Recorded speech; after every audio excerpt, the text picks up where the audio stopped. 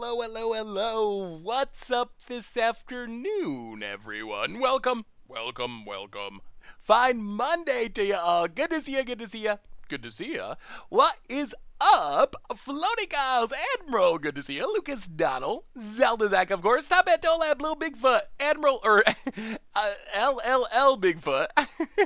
How's everyone doing this fine Monday? Oh man, I am hyped for this deck. I don't know if this deck will win, but we are going to really annoy people, which is the most important thing. Gabriel Assassin, Semar, Molinard, how are you today? Another stream for the biggest baby metal fan of Magic the Gathering. Alright, so explain this to me. Is baby metal, my green screen is doing funky things. Is baby metal supposed to be taken seriously? That's my question. That's what I was trying to figure out. Is it like a joke? That's like satirizing metal, or is it actually like a serious metal band? Andrew and Commander Clash made me look them up, and I watched like 5 songs, and I was like, Is this like a comedy thing that's like making fun of metal, or is it actual like Japanese metal? I don't know that much Japanese music, so what do I know? It was very it was interesting. It was an experience for sure. Hey, what's up everyone? Hopefully everyone's doing today. You've seen them 8 times. Wow. From the videos I saw, it looked like they'd be a really entertaining show. They seem like they would be really sweet live. So yeah, today we're just kind of making people miserable in Modern. Hopefully that's the plan. Boros Prison with mana ties and lots of land destruction. I don't even know what to call this deck. If you call it Boros Prison, you think of like the Nahiri style prisons deck. This is very different. This is like Boros Panza essentially, with also mana ties and some dragons and just a little bit of this and a little bit of that. Maybe use some unset commanders for future Commander Clash. That would be sweet, but unfortunately they're not on Magic Online, so we gotta wait till we're like in person to actually record with them, just because they're not on Magic Online. But yes, it is Modern time. I also got a sweet Modern budget deck coming for next week too, which is going to be really fun. Can we have a God Up counter for the Mana Tithe? I mean, we have the Mana Tithe in the corner. That's where we're going to have our Mana Tithe counter. So, no Blood Moon, but we'll explain why. Any Momir tonight? Maybe Floating Cows. It mostly depends on how long our leagues go. If we have extra time after our leagues are done, then we'll try to sneak us to Momir. Crim always finding ways to put the top counterbalance in his deck. That is very, very Crim thing to do. So anyway, let's do our reminders, talk about this deck, start making people miserable. So reminders, replay YouTube. That's where we invite all the old streams, including this one, in the future. Normal YouTube. Bunch of Magic going up tonight. Last night, we played some Pioneer Enchantress for Mucha Brew, and Pioneer Enchantress is really sweet. That deck, I think, is, like, legitimately good, so if you haven't seen it, you should definitely check it out. It is very powerful, so keep an eye out for that. Tons of other stuff going up as well, deck tags and all that good stuff. A reminder that our sponsor today is Card Kingdom, and if you need some Magic the Gathering cards, you get them over at cardkingdom.com. Even grab a free Scoop Soldier sticker. Just let them know you want one. They'll hook you up. Mention it in your order notes.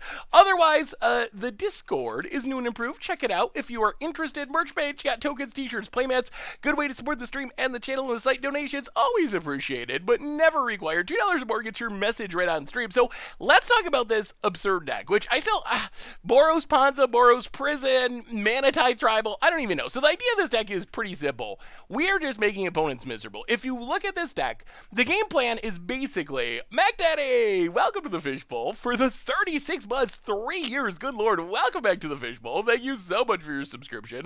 Big soup cheer for you. So the idea of this deck is we are going to make our opponent sacrifice lands, lots and lots of lands. So the trick to this is we have 16 land destruction spells. Some of them are simple. Molten Rain just blows up a land, maybe deals damage. Pillage blows up a land, maybe an artifact in some matchups. The more interesting one, Atomic ZHP, welcome to the Fishbowl. Thank you so much for your subscription. Big super cheer for you. The more interesting ones are Crack Earth, which is 1 mana each player sacrifices a permanent. So in theory, we could just go like turn 1 land drop, Crack Earth, we get rid of our land, opponent gets rid of their land. Ideally, we would like to have Chromatic Star to sacrifice or Ichor Wellspring to sacrifice while our opponent has to sack a land. We also have Boom Bust, which we can blow up all the lands if we get to 6 mana. We can also just blow up one of our lands, one of our opponent's lands for 2 mana. Here we have Flagstones of Trokir, which When we blow it up, we get a plains, so we can blow that up for free. We also have Cascading Cataracts, which is just indestructible, so we can blow that up, not go down on land. So that gives us 16 land destruction spells. Because we have so many land destruction spells, Mana Tithe becomes really good. Mana Tithe, no one expects it, number one.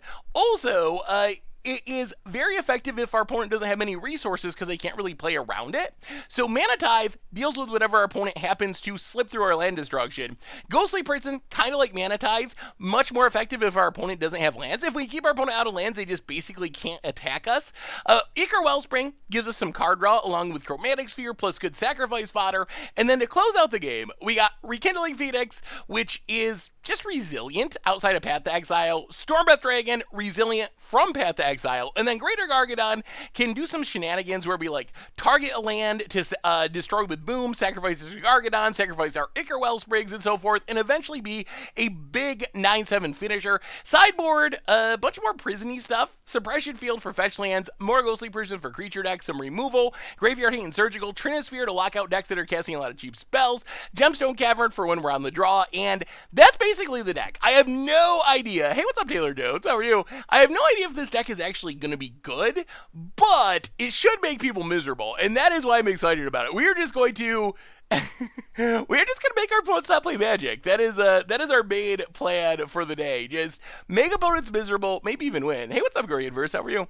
Hey, Goldfish in chat. Do you have any recommendations for a standard deck that reroutes on the shell of Thassa and Gary been running Disinformation Campaign to Discovery Dispersal, Fen Lurker, Age of Treachery, Dream Trail on the top end? Mostly a black deck with a handful of Ruthie Blue Enter the Battlefield cards. Your boy, that sounds like a good way to handle it. That is probably more or less where I would start. I mean, misery is goal number one. Victory would be nice. We would like to win some games, ideally. In a perfect world, we will make our opponents miserable and turn that into some wins. But if we can't win, we'll settle for just making opponents miserable. And getting as many mana ties as possible, of course. Throw out some Simian Spirit Guides. So you can do Cracked Earth with the monkey mana before playing your first land. Ooh, that could actually be sweet, Mark. Well, let's try it like this and see how it goes, and then we could always make some changes. The one thing about the deck is it doesn't have much card advantage. Yeah, we got a Mana Tithe counter down in the bottom left-hand corner of the screen. Hey, what's up, Rayward? How are you? All right, yeah, Mana Tithe is one of the best Gotham cards for sure. Let's see what this hand looks like. Okay. I mean, I guess we can keep this. We don't have any land destruction, but we should draw into it, and we can stop creatures. We got a Mana Tithe for Mana Tithe number one. Yeah, that's my one concern with adding things like... Simian Spirit Guide is we're already really kind of light on card advantage. We do have like the Ichor Wellspring, which is our source of card advantage, but that's my concern is I don't know how many dead cards we can afford. Oh dear.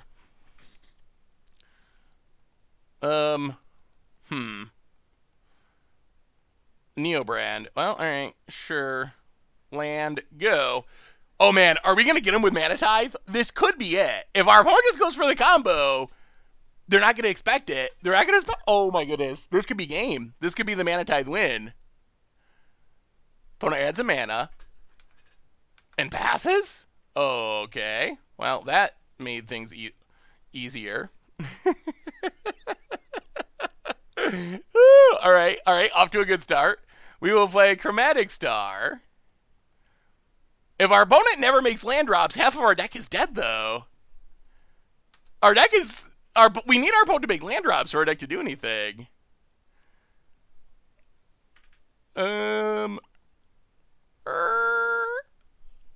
Allosaurus Rider. Do we get him now or do we get him later? I mean, we get Mana Tithe number one. Do we wait until they try to sacrifice it? This is a 1/1. Do we even care about Allosaurus Rider? I don't actually know if we do. Alright, stream mode almost achieved. Alright, stream mode achieved. I don't even know if we do it. Yeah, I think we keep waiting. Alright, you can have Allosaurus Rider. Opponent passes. Well, I guess we suspend Gargadon. Sacred Foundry, untap pass the turn. I mean, I think we're in good shape. Our opponent has 0 lands, and they're never going to get multiple lands because we are going to destroy any land they play. Bearded Deaf Guy, welcome to the Fishbowl. Thank you so much for your subscription. Big soup cheer for you. Opponent, combat, going to get in for 1. Yeah, Simian Spirit Guide is a possibility. They could even pay for the Allosaurus Rider if we went for it. Opponent, no attacks, going to pass. Well, take down Gargs. If our opponent doesn't start playing lands...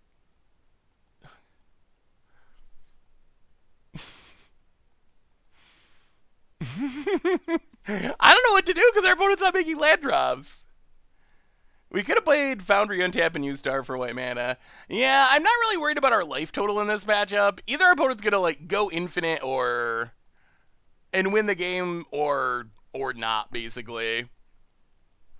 Yeah, I guess we can stack the Star now. Sack the Star, counter off Gargs, draw a card. Alright, pass the turn. Protect his mana Tithe. So the Cataracts is indestructible, so we can target it with our Boom Bust, blow up our opponent's land for 2 mana. Basically, build our own sinkhole with Boom Bust. Is the idea. Opponent, combat. Passes. We take down Gargadon. Inspiring Vantage, I'll pass the turn. Opponent untaps. Land. Combat. Well, now we get to start doing fun things. Maybe. If they have another Spirit Guide, this could go bad. Lutsy, welcome to the Fishbowl. Thank you so much for your subscription. Big soup cheer for you. Oh, okay, sure. Yeah, I think that's acceptable. We would like to draw a land here, though. That would be good. Opponent gets an island. Passes. Land, please? Mana Tithe. Well, alright. Boom. Actually, I guess we should tap differently. Alright, so boom.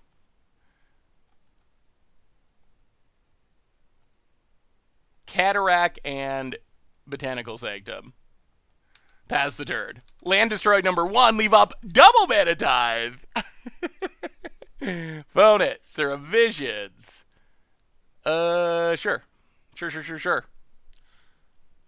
Yeah, I'm not sure why they aren't beating us down with this Allosaurus Rider. I don't know what they're afraid of. Alright, opponent finds a Waterlog Grove. Goes to combat. Now they're going to start attacking. Hits us. I'll take down Gargadon. Alright, Sunbay Canyon's good. Now we get to... Boom. Cataract and Waterlog Grove. Pass the turn. I mean, I think this is working. Yeah, keeping track of the amount of lands destroyed might actually be harder. Alright,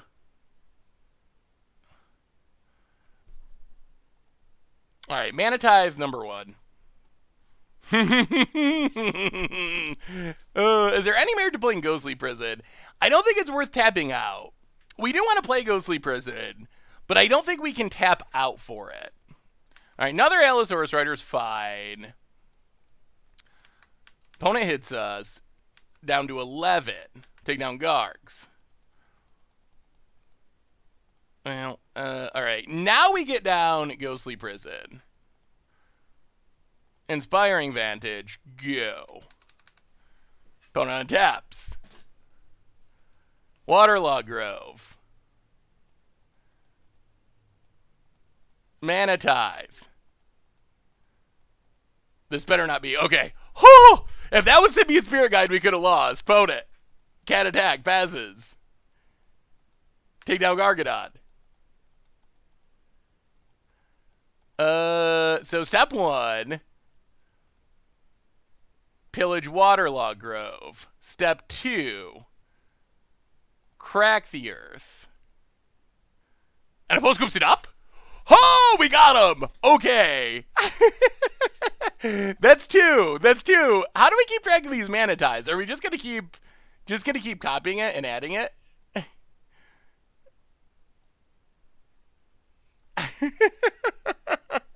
Off to a good start. Off to a good start. Gucky and Prime, welcome to the Fishbowl. Thank you so much for your subscription. Big super cheer for you. All right, let me see if I can add an actual counter.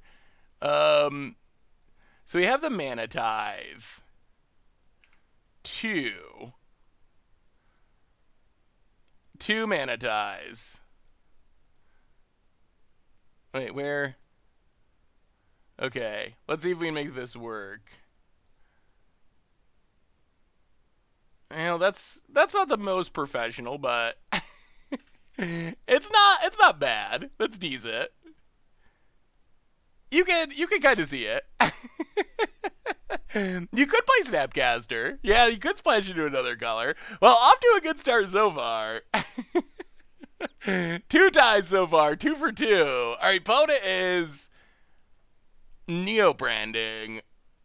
Do we even change anything? Do we have anything else that's good here? A Greater Batty! Welcome to the Fishbowl for the 9th month. Thank you for your subscription. Big soup cheer for you. What if you played Astrolabe instead of Chromatic Starging? To draw up front seems better. Could. I think we'd have to rebuild the mana base a lot because we only have 2 basics. So we'd have to change the mana base quite a bit, but it could be good. Grafdigger's Cage. Grafdigger's Cage is good against Neoform. That's one good option. I don't know if Surgical's worth it. Trinosphere. We can Gemstone Cavern since we're on the draw. The question's going to be, so Lightning Bolt's pretty dead. We can go down Lightning Bolt. And then, Ghostly Prison, Suppression Field. Turn 1 Visions! Welcome to the Fishbowl. Thank you so much for your subscription. Big soup cheer for you. What does Suppression Field stop? I guess it stops Grizzlebrand to some extent, or at least slows down Grizzlebrand. Does Ghostly Prison do enough? Oh, we're going to run out of time. Yeah, Enchantress deck is so sweet, Alex. I really like that deck. I guess we can go down a finisher or two and just plan on winning by stopping our opponent from doing anything.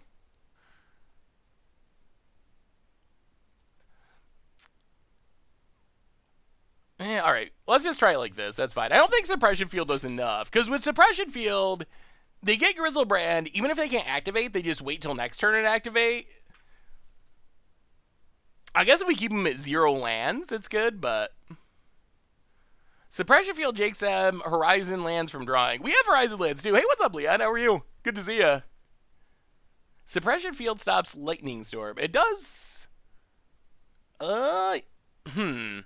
Yes, maybe. I think. Lightning Storm is such a weird card. I've never actually had a Suppression Field. I think it might. Built casts Bullet People for over 6,000. Ooh, that is a lot of damage, Dan. Yeah, I don't know if they Lightning Storm anymore. Yeah, I don't think we can keep this. Okay, we will keep. We will put Gargadon to the bottom. Well, we'll see. If our opponent can kill us on turn 0, we're done. And they might be able to. They kept 7 and... Ooh, and reveal the Chancellor. We might just be dead on turn 0. And we don't have a Mana Tithe. Opponent, land. We have the Cage, but... Okay, Serum Visions. Okay, not dead yet. Not dead yet. We have lands, but our lands can turn into other cards, which is good. So Battle Enchantress isn't like Destiny Spinner big exclude for the deck. It makes the entire deck uncounterable and is an Enchantress itself. I think that Destiny Spinner is a card that is definitely solid if you're playing against control decks a reasonable amount. Well, let's Grafdigger's Cage. Pass the turn. So that's the main question. I think it's definitely good in the deck, but it all depends on how many counterspell decks you're playing against. Visions number 2. It could be a good sideboard option. One of the other things about the Enchantress deck is it draws so many cards. I'm not sure that it cares that much about counterspell decks. Alright, so opponent's got certain visions for days. We're going to need some land destruction at some point. Alright, well, Ichor Wellspring, draw a card. Inspiring Vantage, go. We're leaning hard on this Grafdigger's Cage. Backbad! Welcome to the Fishbowl. Opponent's playing Neobrand. So we could just die at any time. Although Grafdigger's Cage is keeping us relatively safe. Alright, there's Allosaurus Rider. Step 1. Opponent passes. That's a draw. We do like that. Well, Crack the Earth. We get to sack Ichor Wellspring, draw a card. The synergies. This is a Mana Tithe deck. Yeah, we're up to 2 Mana Tithes already. There's a counter at the bottom. Found it. Float some mana while we sack Ichor Wellspring. Sunbake Canyon. Oh. Alright, kills Grafdigger's Cage. Well, blow up your only land. Pass the turn. The Mike Arnold and Powell's. Welcome to the Fishbowl. Thank you so much for your subscription. Big soup cheer for you, opponent. Scoops it up. The power of the Mana Ties. Oh, try to kill us on turn 1, will you, opponent? Allosaurus Rider's like hilariously bad as an attacker if you just blow up all your opponent's lands. Off to a good start. 2 Mana Ties, many lands blown up, 1 very sad Neobrand player. I forgot how much fun it was to play decks like this. All right, so not bad, not bad. This deck is miserable. That's why we're playing it. We took away our opponent's will to play Magic. We didn't kill him. We weren't even close to killing him. We just made our opponent not want to play anymore, which is how we get most of our wins, I think. If our opponent's going to get to have none of the fun, then that's it. Fun is a zero-sum game when it comes to Magic. That's always been my opinion of fun in Magic.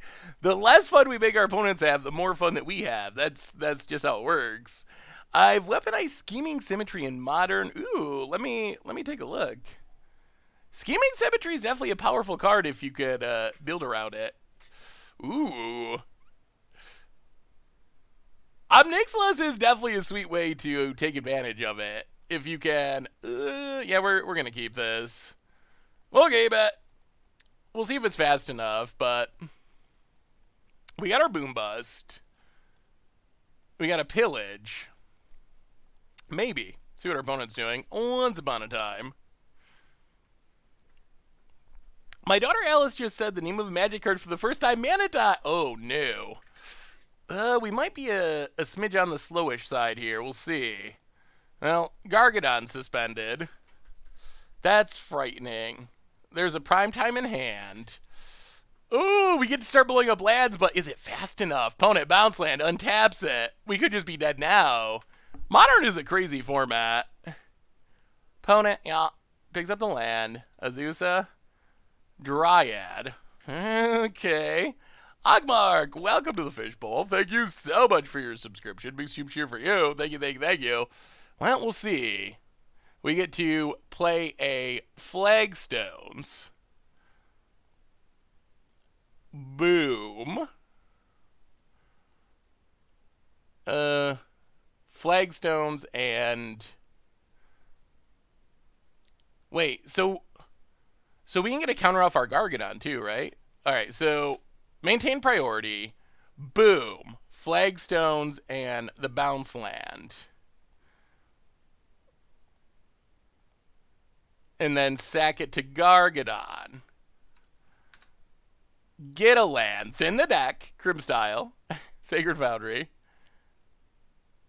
Yeah, alright about it. See what you can do. Here comes the boom. I mean, Amulet's very frightening. If our opponent's just missing land drops, we got a shot. That's our best chance, I think. What do you got about it? The deck has some weird synergies that are actually kind of sweet. Oh, did you see they announced the BNR is coming next Monday, which I expect means something is getting banned. Oh, if they have Primeval Titan?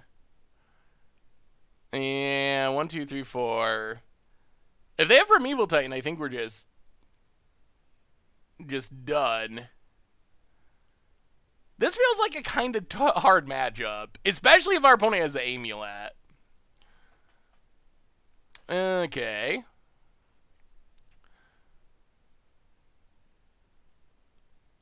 Gets in, hits us. Yeah, this feels very tough. So many land drops. Opponent passes. Yeah, opponent just undoes all of our work really easily. Well, pillage Amulet, I guess.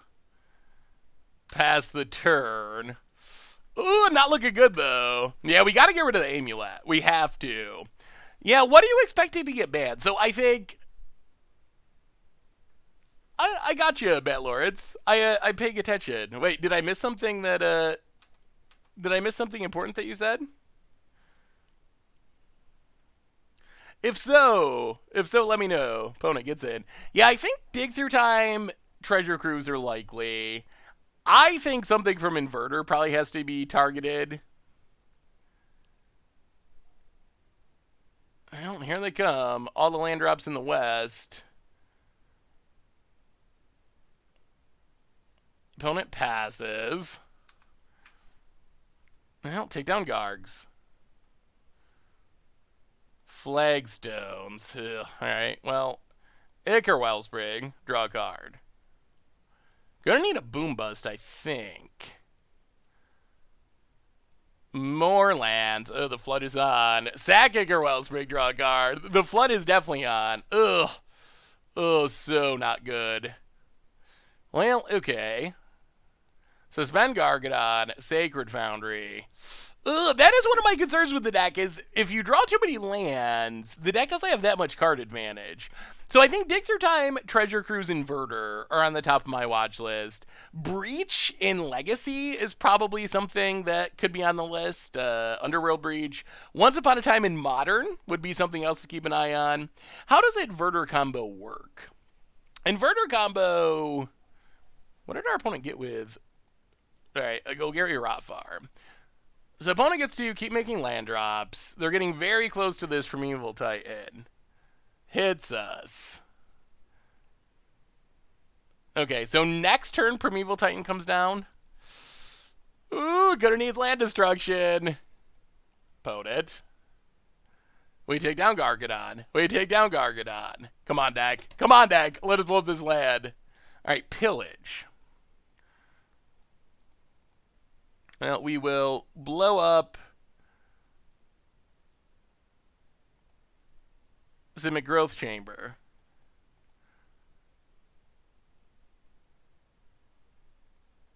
One, two, three, four. 1, 2, 3, 4. Alright, play Flagstones, pass the turn. We might have to get down a Gargadon here. We're kind of in this. Primeval Titan's an interesting one. I could see Primeval Titan. Oh, we don't have a mana time. Oh, yeah. Alright, so now we're dead. Yup.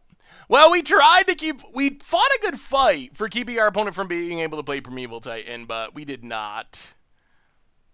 Why not play and crack a Sunbake? Flagstone lets us double sacrifice to get down Gargadon and eat a Dryad, but our opponent just had all the untapped lands. This feels like a really bad matchup.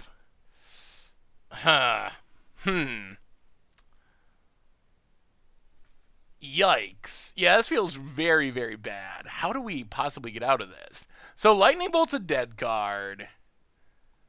Wear Tear does something. Suppression Field doesn't do anything. Surgical, Trinisphere. Ugh. This is bad in all kinds of ways. No more Boils in the sideboard. Yeah, I mean, you could play Boil in the sideboard.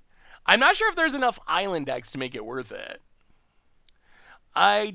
Oh, so the inverter combo, someone asked, and I got distracted by the game. Inverter combo basically uses Inverter of Truth to exile your library, and then Thassa's Oracle to win the game.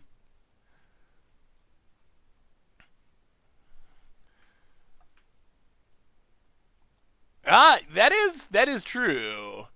If your opponent has a Dryad, Boil goes way up in value. Now, I guess we can Surgical. I wonder if Ghostly Prison... The problem is our opponent's just really good at making land drops. That is the hard part.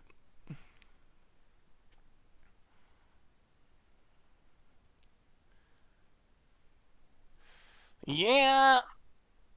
Trinisphere could be okay. I think it's borderline. At this point, we all expect the mana die. That's probably true. Opponents probably do too. So yeah, I would say ban-wise, I would be thinking something from Inverter for sure, along with Dig Through Time and probably Treasure Cruise goes along for the ride.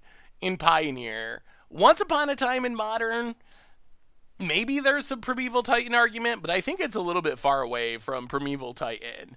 And then the Legacy community's definitely been talking about Underworld Breach, so I think that's a possibility as well. Alright, we get Land Destruction on 2 and then on 3, so that's decent. And then Ghostly Prison does something. This could be good. This could work. I kind of wonder if this deck needs more card draw. Maybe like Chandra's. Once Upon a Time. Big question is, does our opponent have Amulet? That's their big card here.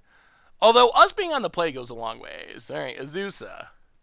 Breeding Pool. Come on, no way. Okay, so Kerr Tribe Scout. Yeah, it's not great. Well, Flagstones. Blow up your land. Get a land. We are breaking the symmetry, but past the turn. Astrolab, we would need more basics to be able to cast it, I think. Alright, Castle Garenbrig for our opponent. But they get to keep putting lands into play. Play Flagstones, blow up your land. I mean, we're fighting the good fight, but we're running out of cards. Opponent. Castle Garenbrig. Oh, banning Astrolabe? Really? You really think Astrolabe needs to be banned? Another Scout. Captain Norvgood, welcome to the Fishbowl. Thank you so much for your subscription. Big super cheer for you. Bono gets it. It's us down to 19. I wonder if this deck could play Restore Balance somehow. That would be interesting. Well, Ichor, Wellspring, draw a card. Alright. I mean, if they got a bounce land, they got a bounce land. We can't really...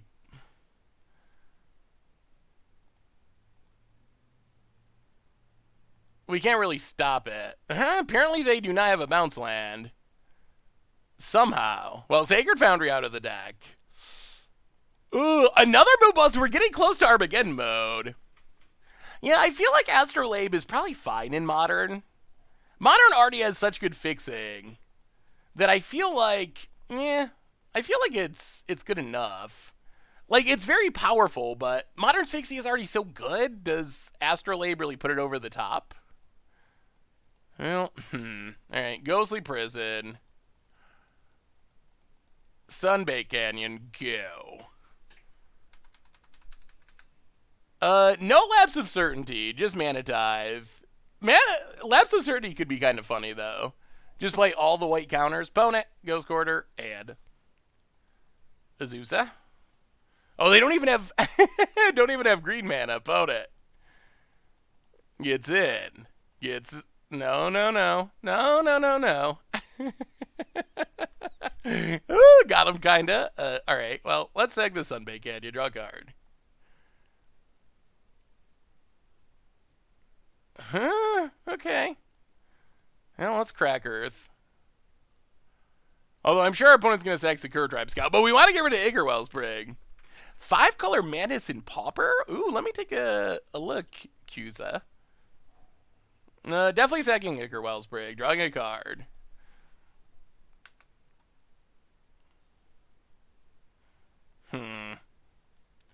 Well, Flagstones. Go. Ghost Quarter as opponent. That 5-color Madness deck definitely looks... mad seems like a good way to put it. That is a spicy one. Opponent. Azusa. Yeah, I feel like we just run out of cards. Opponent. Combat. Can attack. Passes. Well, pillage your forest. Oh, they drew the bounce land? No! Oh, this matchup is so bad.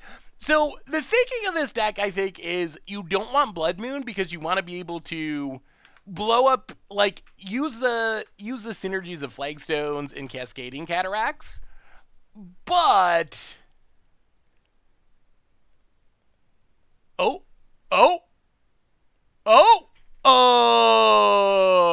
This doesn't work. Yeah. So the idea... I think the deck probably wants Blood Moon in the sideboard. That's what I'm trying to say. The idea is you don't want it in the main deck so you can blow up Flagstones and do the Cataracts shenanigans. But I don't know how we're ever going to... You can't Tithe because of Cavern of Souls. They have a Cavern of Souls on Giant. I mean, we could have cast Tithe. It is a legal target, but it would not have done anything. Ugh. Yeah, so I wonder if this deck wants Blood Moon in the sideboard, specifically for, like, the Primeval Titan matchup. Had a few more turns. Sort of. Like, technically, we would live a couple more turns, but we don't have a way to kill a Primeval Titan. So we'd be living turds. I mean, we'd be the living dead. There's no way we're actually going to be able to win from there. Opponent.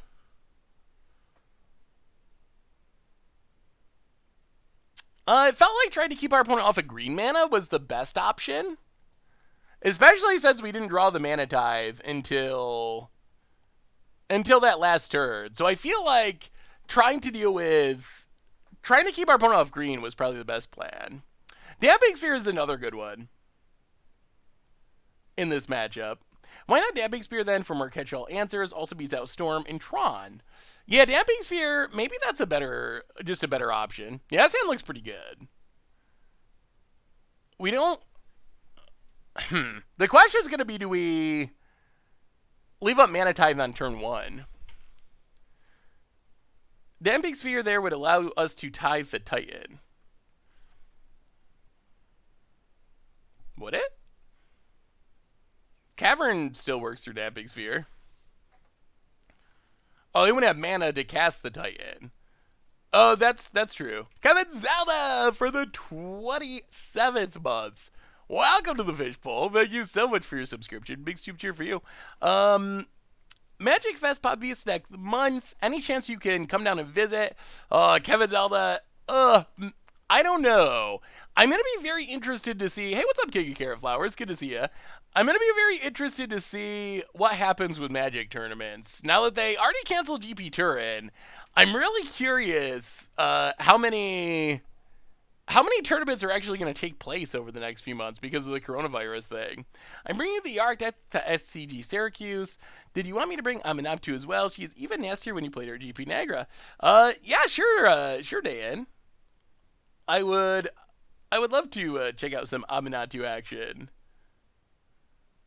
Yeah, so it's going to be interesting to see. And then you also got to consider, like, even if they don't cancel it, is it worth...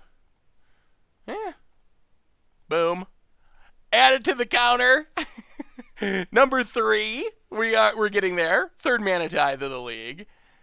That's a pretty good number. Is this Bluetron? Bluetron feels like it should probably be a decent matchup. Well, we will Cascading Cataracts. Shenanigans. Boom. We will target Cataracts. We will take your island. See you later, island. Pass the turn. All right. I wonder if this deck also wants Chandra. Alpine Moon could be a good sideboard option. I could see that. But yeah, you also got to consider, like, if you are even going to go to tournaments, I think Magic tournaments have got to be, out of all the places you could go, it's got to be pretty high on the risk level. You got people from all over the world.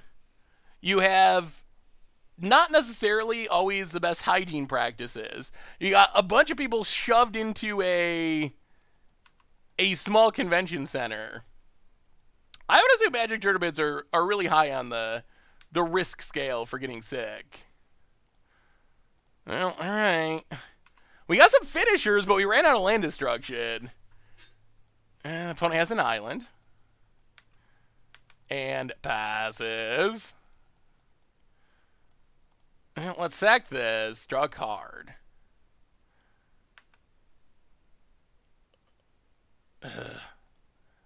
Ichor Wellspring. Draw a card.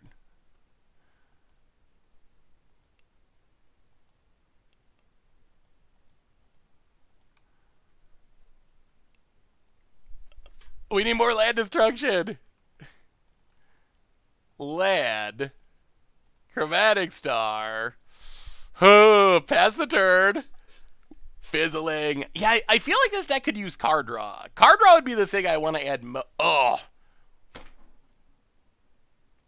Wow.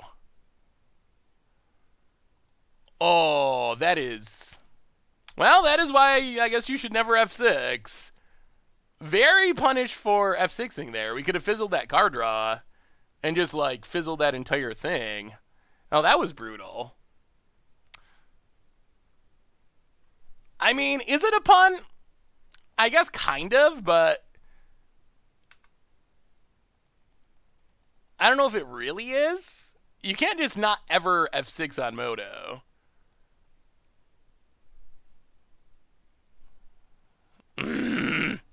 Yeah, so that's the thing I don't... So I like the idea of this deck, but I feel like it's fizzle prone. Like, we blow up some lands, but then we just run out of cards. If we had a way to keep refueling, then we could keep getting more land destruction and keep blowing up more lands.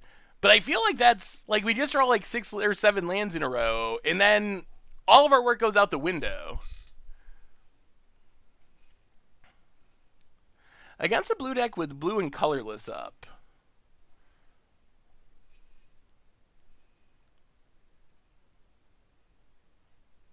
About it.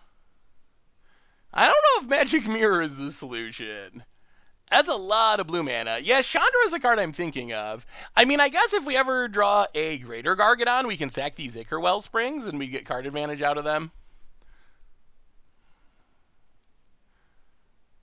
I feel like we need to hit land destruction. I feel like hitting land destruction is what we need to do to win the game. I don't think against our opponent's going to have probably 8 mana next turn. I don't think that Rekindling Phoenix or Storm Breath is going to actually make a difference. I think the way we win is by hitting more land destruction to keep our opponent from Troning and going off. Well, we can add to our Mana Tithe pile. Number 4. But the Dragons are just not very good against... They're not very good in the face of huge Tron threats. Lightning Bolt. Well, alright. I mean, at this point, we do play Dragon because we got nothing else to do. So, sure, counter our Storm Breath, cycle your Remand. Yeah.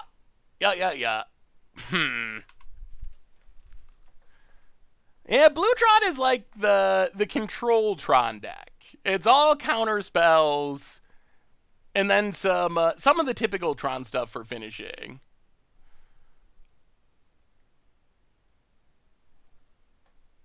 Yeah, they probably figured how many mana ties can we possibly have. Opponent puts 2 to the bottom, untaps.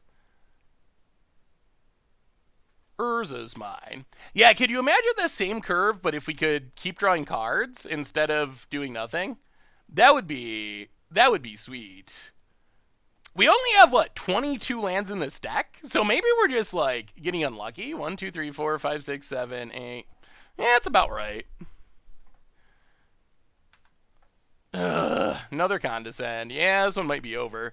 Ajani doesn't draw cards, though. I don't think Ajani really...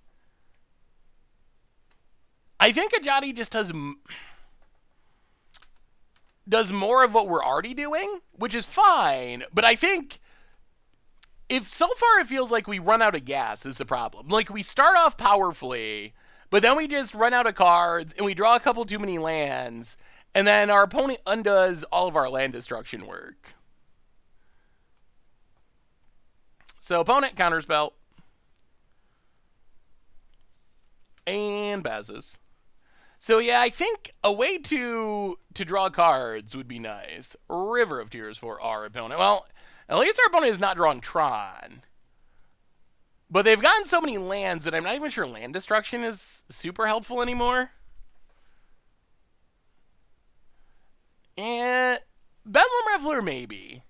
Nuox, I don't know if we get enough cards in the graveyard. 8 is a lot. Karn would be interesting as well. Nahiri, the looting is nice. Oh, is this like a worm coil? Yup. Huh. I don't think we can beat a worm coil. Alright. Well, go ahead, opponent. Yeah, card could be sweet. Opponent gets it with worm coil. And maybe we're just putting too much weight in this game where we've drawn infinite lands. Way more than we would normally draw. Well, we get to draw a couple cards now. Crack Earth, you would have been good a few years ago. And more lands. Good golly. Alright, Flagstones, Crack Earth. But our opponent's up to 6 mana. We gotta keep our opponent from ever getting to 6 mana, I think. Yeah, it's super over. I don't want to scoop early because people don't like scooping early, but I think we're like very close to 0% to win this game. Thirst for knowledge for our opponent. Huh. We've got people with Mana Tithe a lot, though. Crucible and the Dominaria land destruction land. Oh, it's just so slow. It's, what, 5 mana plus itself? So it's like 6 mana? I guess it's kind of sweet for the late game. It also comes into play tapped, which is problematic. What is your favorite spell that does nothing but draw cards? So that would mean you couldn't say like Muldrifter or Cloud Blazer. It just has to only draw cards. Maybe Phyrexian Arena. So opponent figures out what they're discarding, discards an artifact. We'll discard it. We'll sack a Flagstones. Opponent sacks a Worm Coil. Well, we can bold a Worm token. Get a land. Yeah. I want to try Chandra. I think maybe Chandra would go a long way. I'm working with a deck with the First Eruption and Polyraptor. Ooh, that is a synergy I've never even thought of before, Bennymon. Tron Assembled. Yeah. Mine's... Okay. Yeah. Well, we fizzled. We just drew like 10 lands and fizzled. There's got to be a solution to that. There's got to be a solution to that issue. I don't know what it is exactly. But I think it must exist, and it's probably just more card draw, honestly. All right, so we'll bring in Surgical, bring in more Artifact Destruction, go down Bolts and Ghostly Prisons. Run it like that. Why not playing Is It with real counters and real draw? I mean, you could play Is It, I guess. But you lose out on Manitize and a lot of the land stuff that matters. Yeah, maybe we'll try Chandra if we do another league.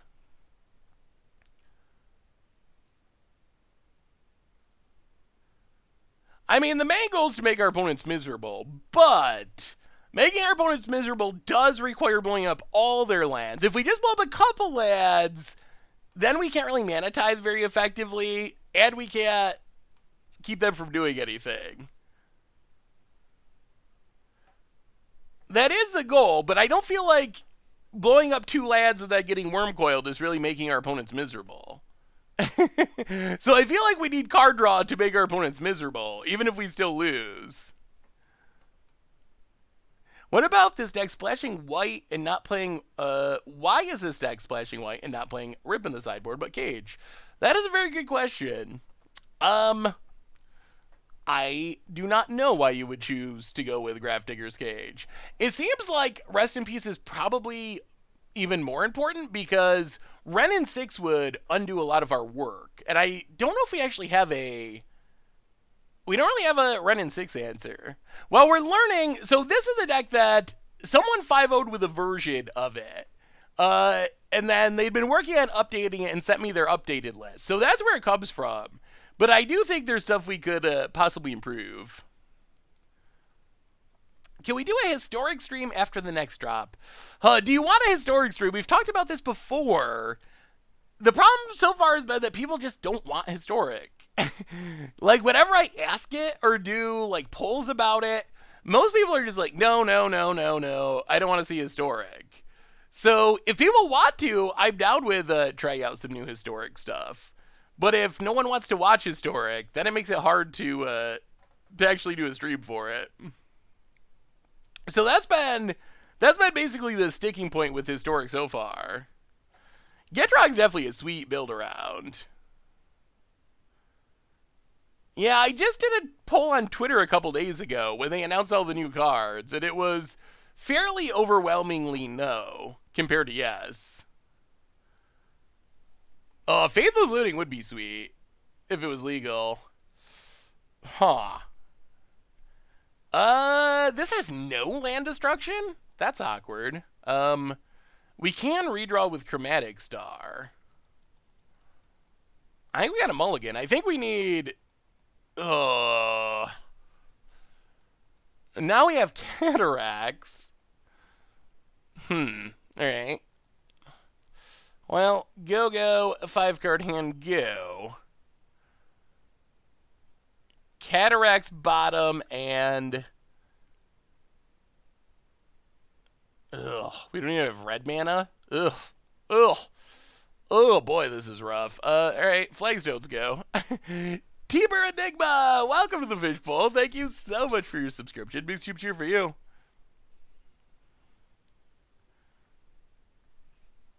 Hey, what's up, Mage Market? Yeah, I was definitely interested to learn about how different credit is treated or considered between some places in Europe and the US. Definitely very, very interesting.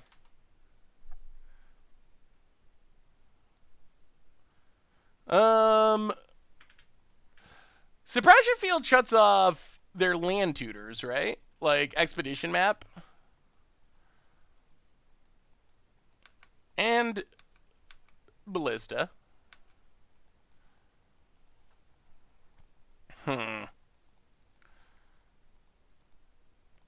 Well, let's crack the earth.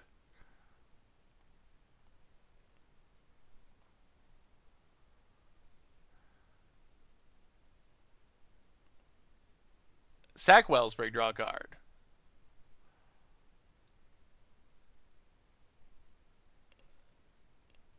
See what our opponent sacks. Alright. And then play Suppression Field. I feel like if we play Suppression Field first, that our opponent for sure sacks Walking Ballista.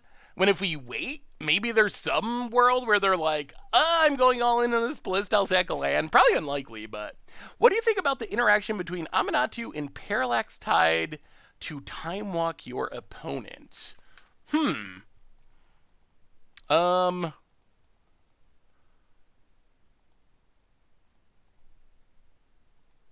What is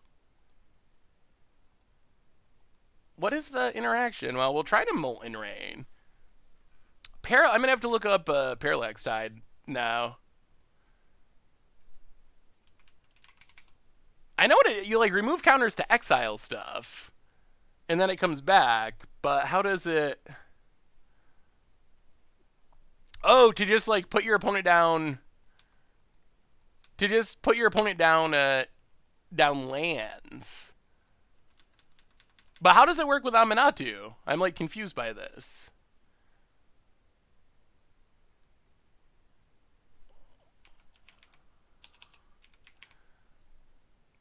Just like exile a few lands and then Aminatou it and then do it again?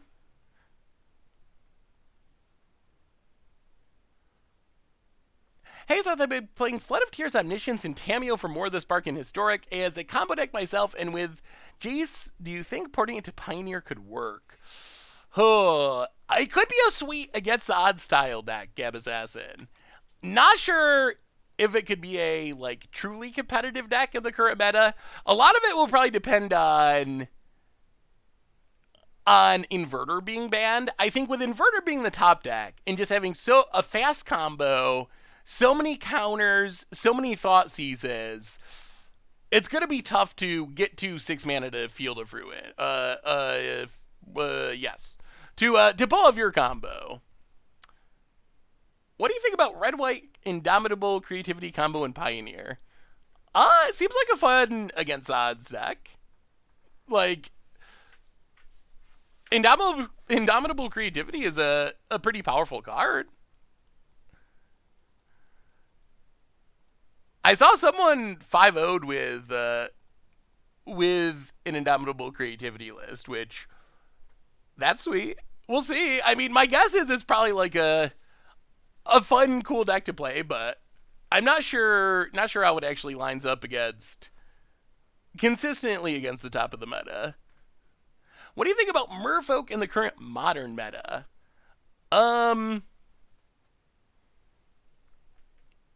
I haven't seen Merfolk in a while, honestly. I'm sure they're fine. Merfolk tend to be fine. I don't think they're top tier though. I just never seen anyone play Merfolk anymore. They've pretty much completely just fallen by the wayside.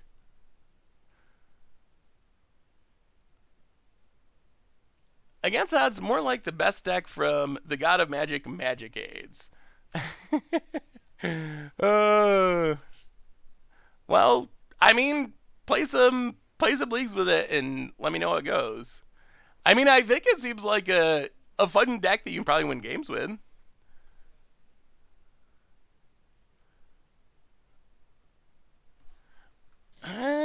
So more counters. Opponent 2 to the top. That's not encouraging. Yeah, we're getting back to just drawing so many lands again. 1, 2, 3, 4, 5, 6, 7. That's been a constant theme in our 22 land deck. What's getting banned? So, cards that I would definitely be keeping an eye on would be in Pioneer, something from Inverter, and probably Dig Through Time Treasure Cruise. Those are kind of the cards that I would most keep an eye on. In Modern,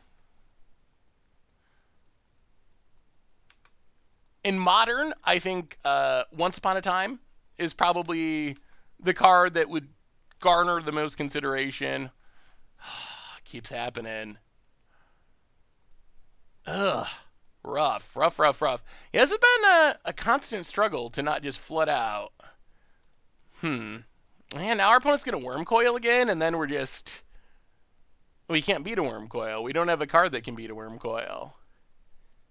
Huh.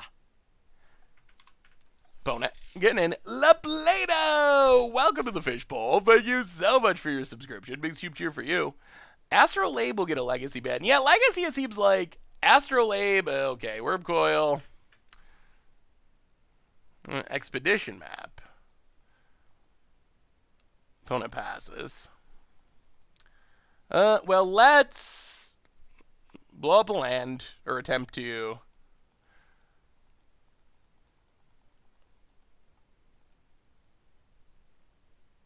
Opponent thirst to draw some cards. Do you think adding Golos to... What do you think about adding Golos to this deck since we already play Cataracts? I mean, I guess that could be interesting. Golos is a sweet card. 5 mana is kind of a lot, but I guess if we get Golos, could try Golos. I want something that generates more card advantage. Maybe Golos is a good answer. Targon for the 1 year resub. Welcome to the Fishbowl. Thank you so much for your subscription. Big soup cheer for you. Blow up a land. Pass the turn. Mana Tithe counter is in the bottom corner. That's a 4 on it. I don't know how clear it is. Over our graveyard in the bottom left. Currently at 4. We have not gotten many this match though. Yeah, next BNR is a week from today. So next Monday. Yeah, what do you think about Golos, chat? Maybe make the counter in red. Would the color... Changing the color is pretty easy. Is red more readable?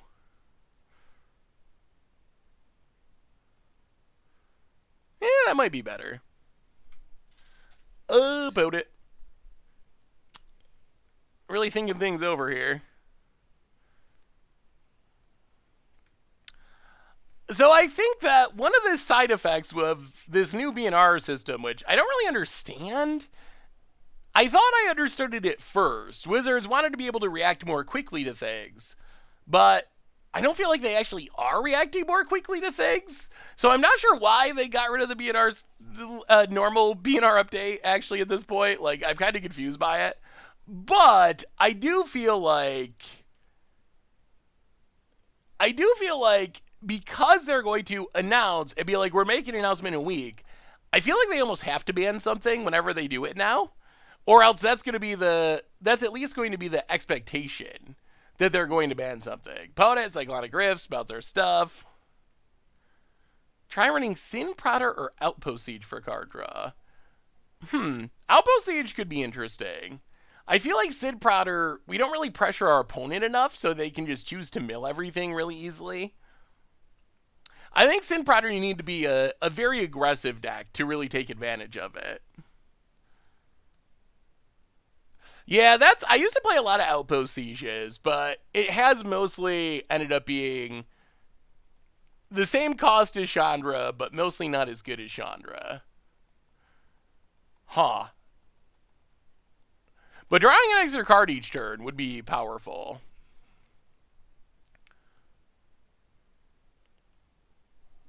Our opponent's playing this match very deliberately for some reason.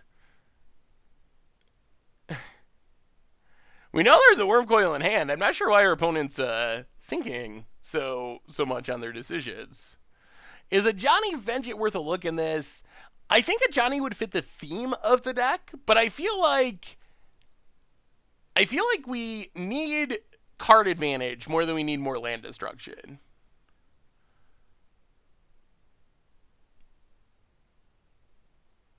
Isochron Scepter is legal. Isochron Scepter Crack the Earth, I guess, is kind of... Or no. Isochron Scepter is modern legal. Do we have anything that's good with Scepter?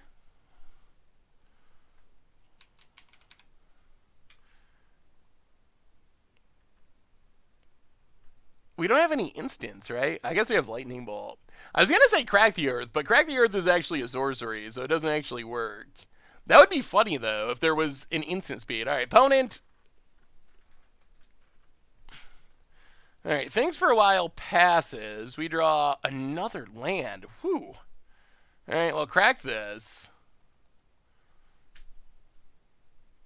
No, Suppression Field. 1, 2, 3, 4, 5, 6, 7, 8, 9, 10. I mean, at the same time, maybe we're just getting hit by the variance thing. We're just like drawing so many nothings. There's for knowledge for our opponent. Been having a lot of fun with Calyx in Historic. Selesnya midrange. Ooh. Yeah, Calyx is definitely a powerful card. Calyx is the kind of planeswalker I like, where unlike some of the War of the Spark planeswalkers, I think, and some other, like Oko, Jace, like, Calyx is a card that's powerful, but you have to be in a specific, pretty narrow archetype to make it powerful. Seasoned Pyromancer could be good. It's anything that draws us cards, I think, would be helpful. Is there space in this deck for Karn Liquid Metal Coating? I mean, I guess you could play Karn and then get the Liquid Metal Coating out of the sideboard. Down to 12. Not sure why our opponent is refusing to play Wormcoil. No, pass the turn. I guess I don't need to. I guess we're just going to die to Treasure Mage. Opponent. Going to hit us down to 10. That's true. The problem with the deck is... The problem with the deck that we're running into is... We need... Like, at this point, the problem is our deck is mostly dead cards. Like, the land destruction that's very good on... Oh, wow. The land destruction that's very good on, like, turn 2, turn 3. Now, all of our land destruction, it doesn't really do anything. So, we have very few cards in our deck that actually do anything at all. I think our opponent's intentionally not killing us. I'm definitely considering just conceding, because I think our opponent's just trolling us at this point, because they could have killed us many times. Oh, is our opponent going to play an actual card? All right, we will concede. Meddling Mage locked out. Ew. Yeah, that's very possible. Our opponent was stream sniping, and it just tried to troll us. Copy those Meddling Mages. I mean, if you can get a Meddling Mage on every card in your opponent's deck, you got him for sure. Alright, I mean, we're going to keep... Okay, this looks reasonable. We'll see. If we draw like 40 lands in a row, it won't be. But this is the kind of start that our deck wants. And maybe it's just... We've played 2 big mana decks in a row. Maybe those are not the best matchups for our deck. Inferno Titan's definitely a good finisher.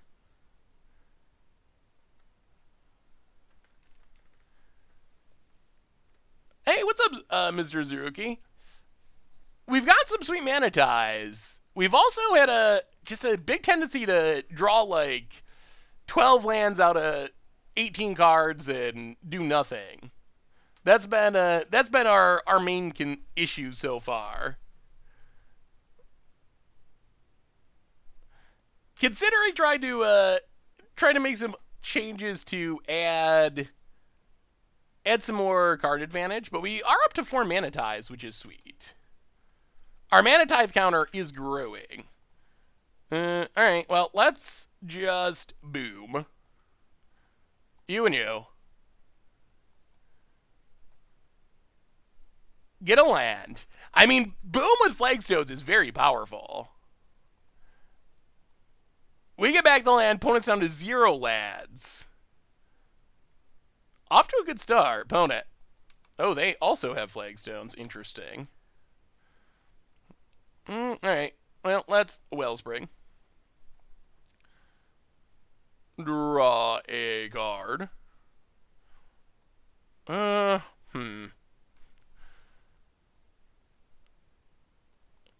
Yeah, let's not crack Earth yet.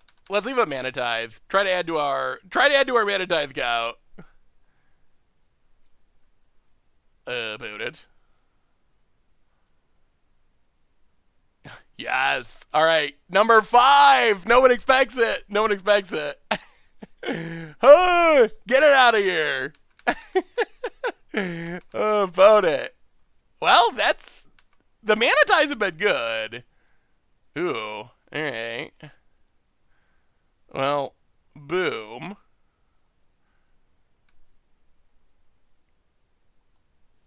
Blow up your land.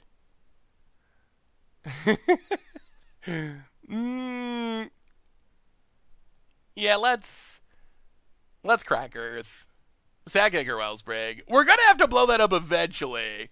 Yes, you're allowed to post safe magic related links. Found it gets a Godless Shrine. We draw Ghostly Prison. That's also good against Bitter Blossom. Well, alright. Can our dragons and phoenixes close out the game? Another flagstones for our opponent. Passes. Well, Rekindling Phoenix. Get the clock going. Pass the turn. Hey, what's up, Red Phoenix Gas? How are you? Oh, let me see, Delphor. Marsh Flats for our opponent.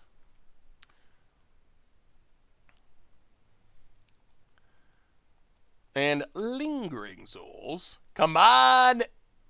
Land for Store Breath. Pillage. Well, alright. In that case, blow up Godless Shrine. Go attacking. Hit our vote it. Or get blocked, whatever. Yeah, the Indomitable Creativity deck is a deck that seems like it would be fun to try out sometime. You should play a Skittles deck. What's a Skittles deck, Dragonman X? Like Skitherix? Someday Skitherix will find its place in Modern. Wait, did Crim blow up a Flagstones with Land Destruction? Oh. Vote it. Cracks Marsh Flats.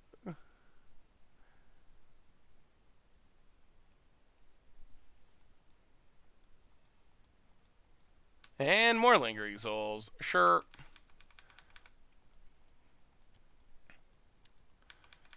It's us. Wow, we just need to get this Store Breath down.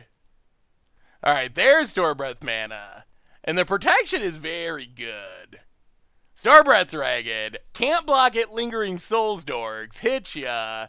Not gonna get it with Rekindling Phoenix. Opponent seems to be setting up to block and Fatal Push. Down to 10. Alright, Store Breath. Take it home. Take it home. Oh, I forgot to update the count here. Right, we're up to 5.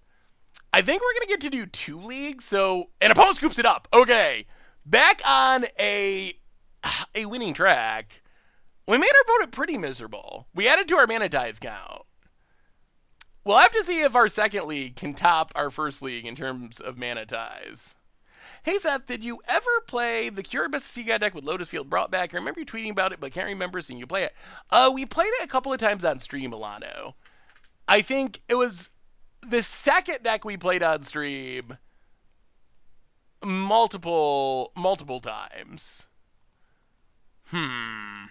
Alright, so opponent... What do we not want? Ghostly Prison actually seems good. Maybe we just bring in more Ghostly Prisons. That might be it. Crack Earth is actually very awkward. This might be a matchup where we go down the Cracked Earth. Opponent just has so many ways to get around it.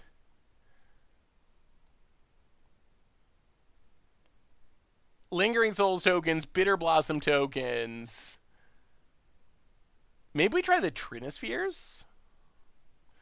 Let's try Trinispheres over Crackers. Helix. Yeah, I mean, we could bring in Helix.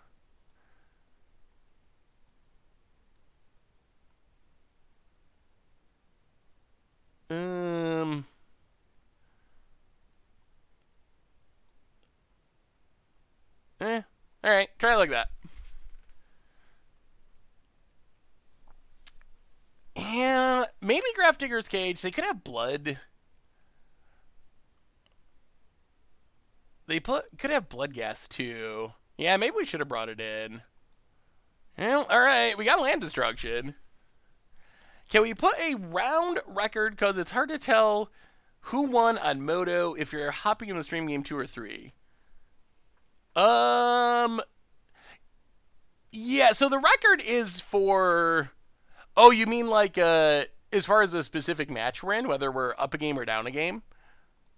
Yeah, I can look into trying to add that at some point. Greetings from Paris. Finally get to your stream. Thanks for all the content, crazies. Hey, you're welcome, Velu Visor. And welcome to the stream. Thank you for the kind words. Is maining Trinisphere wrong? I don't know if it's wrong. I don't know if it's necessary, but... I think I like Trinisphere more in decks that can ritual it out. I think just playing on turn 3... Wow, dude. Our opponent chose to play last? What, they switched to Manaless Dredge? Sideboard into Manaless Dredge. We'll go on the draw.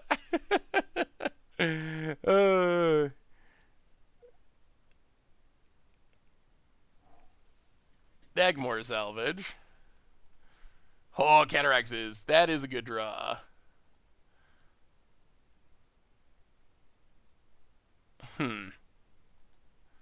I mean, opponent can dredge it back, but we're still putting them down a land?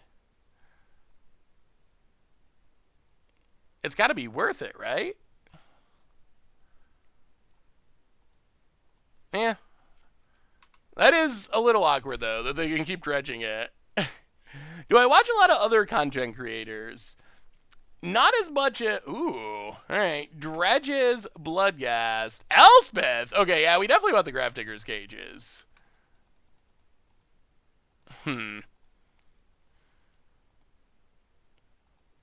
Like, do we even keep blowing this up? Is it worth it? I don't even know if it's worth it, honestly. It might not be. Do we wait for another land? Alright, let's just play the tap land past the turn. So this is a red-white mana destruction deck that runs Mana Tithe.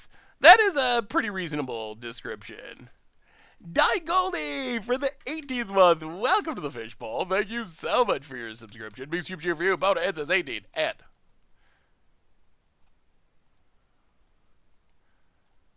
Yeah, Grafdigger's Cage feels very good. Alright, Marsh Flats.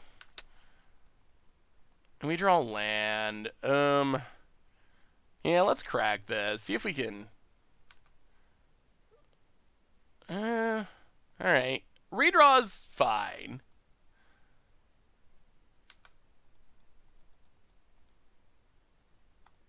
Spiring Vantage, go.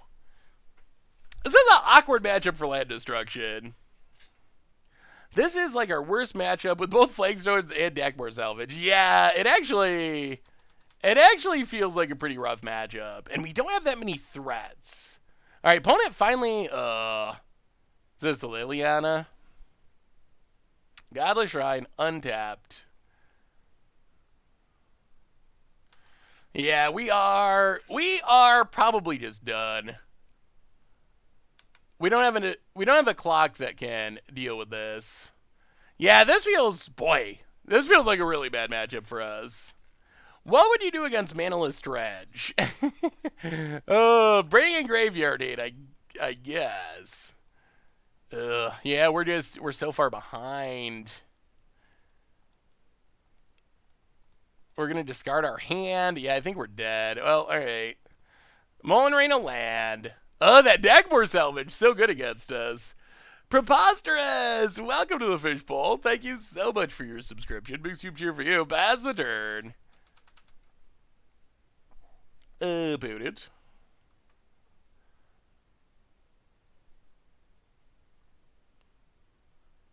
Yeah, Manaless Dredge, I'm sure, is not a good matchup for us. Yeah, we're going to concede. We can't get out from under this. Yeah. Yeah. Yeah, this has got to be one of our least winnable matchups.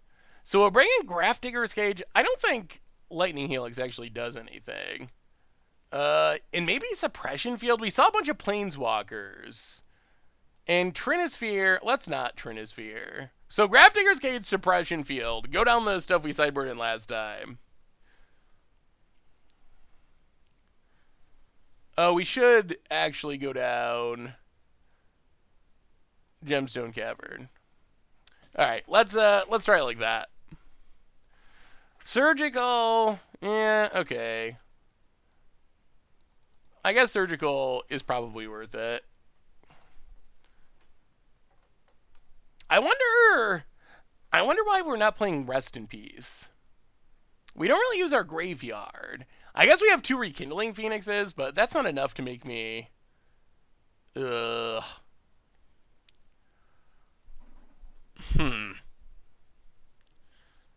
Yeah, we're gonna mulligan. The hand doesn't do anything. Alright, well, we can try this. We can try it.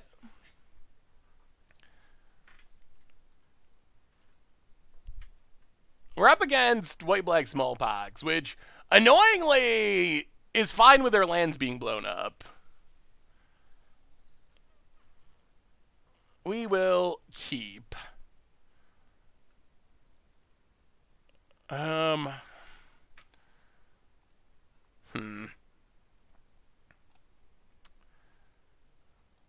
Alright, we'll put Chromatic Star to the bottom. Flagstones. Yeah, Rest in Peace would stop Flagstones. Play the cage, pass the turn. It's gotta be Pox because tokens would play all these dredge lands, I don't believe. Ugh. Yeah, our opponent's just playing all lands that we can't blow up. Like, their lands are, like, so resilient to land destruction. We have Cascading Cataracts to be the indestructible land, so it would be similar to that. Well, here comes a pile of discard. And, yeah, alright. Ghostly Prison down. Trinespheratrod, welcome to the Wishful. Thank you so much for your subscription for the 3rd month. Big super cheer for you. You wouldn't get Chromatic Star Draw or Ichor Draw with Flagstones. That is a good point.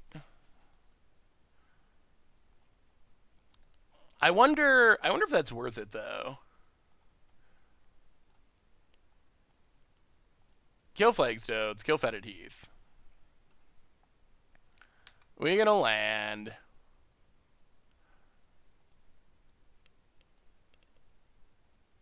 Sunbait Canyon. Chromatic Star. Go. Well, that's what we got, opponent. Do your worst. The person knew they were going to play us and put in Flagstones. It is really good against our deck. Opponent, Urborg, add. There's the Pox. Oh, so awkward. Alright, so now we're down to nothing. Opponent could have Mana Tithe, too. What's my guild? That's a hard question. It's definitely one of the blue ones, but I don't know. Once it gets to be among the blue guilds, oh, that would have been so much better last turn. I'll play a land, crack, Chromatic Star. Oh, no! Our second Storm Breath! Oh, dear. Yeah, Simic or Is It are probably the 2 most likely choices. Opponent dredges Dakmor Salvage to get back a land. Yeah, this is the nightmare matchup. Opponent is amazingly well prepared for land destruction. I've never seen a deck more prepared for it.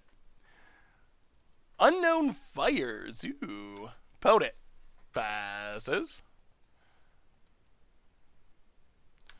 Alright, pass the turn. Opponent untaps.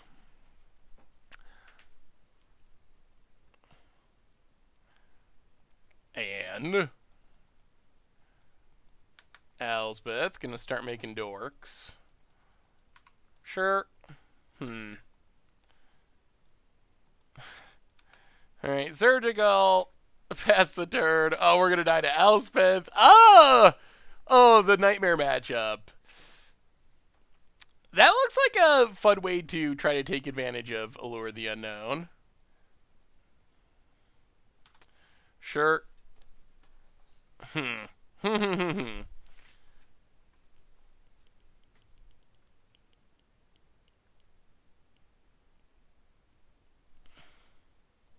I mean, we got smallpox, so the smallpoxes are definitely in there. Because we got hit by one already. I feel like we need more cards in hand in an absolute sense, because Liliana to get rid of the Storm Breath means we probably have 0 chance of winning. Opponent's gonna make some soldiers.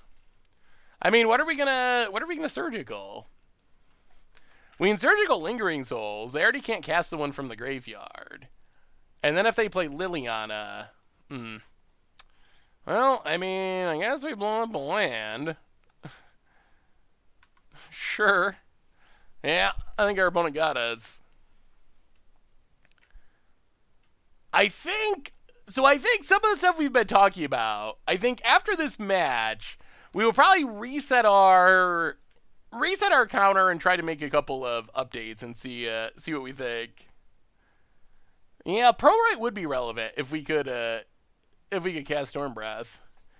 The one time that we don't flood out is the time, and we got our Ghostly Prison hit by discard, so we can't stop the beats. About it. Yeah. So 3, 6, 7, 8, 9, 10. Yeah, it does it. No way out, no way out. All right, so let's see if we can make some updates and give this deck another run. And so we got 5 Mana Ties. We're gonna drop. We got 5 Mana Ties in that league. I think we knew better than that. So what did we learn during that league? We run out of cards a lot. That was one big thing. Our finishers seem medium to bad. And we run out of cards a lot. Huh. Yeah, it might be that we just have too many land destruction spells in the deck.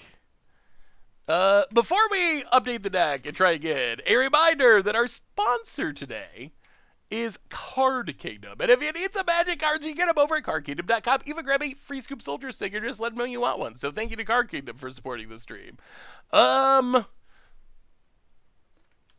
Spirit on the Run! Welcome to the Fishbowl. Thank you so much for your subscription. Big soup cheer for our new subscriber.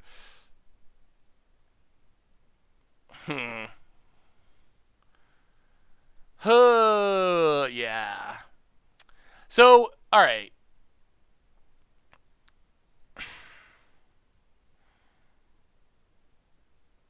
I feel like drawing cards is the biggest thing.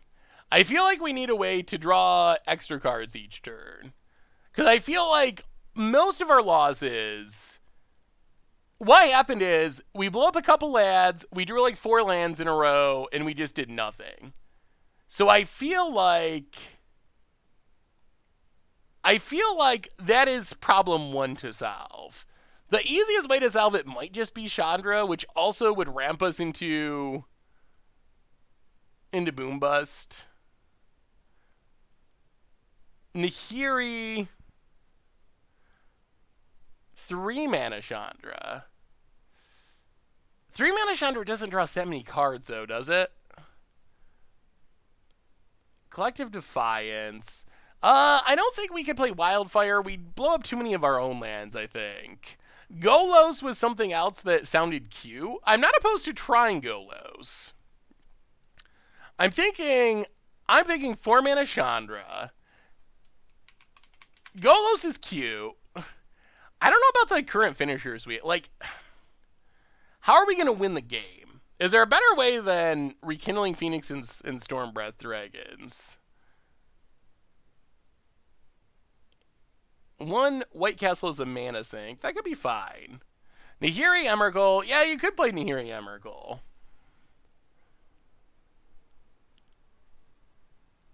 Nihiri Emerald's kind of boring, though. I feel like... So Greater Gargadon is nice for sacking Ichor Wellsprings.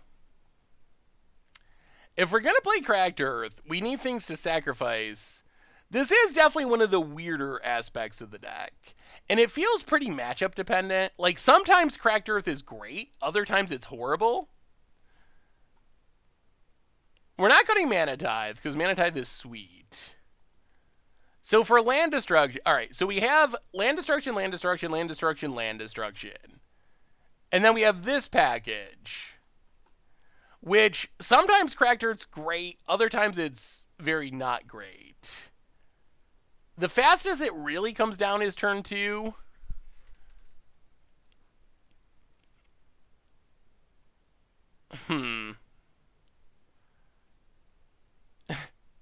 I don't know about Charging Badger.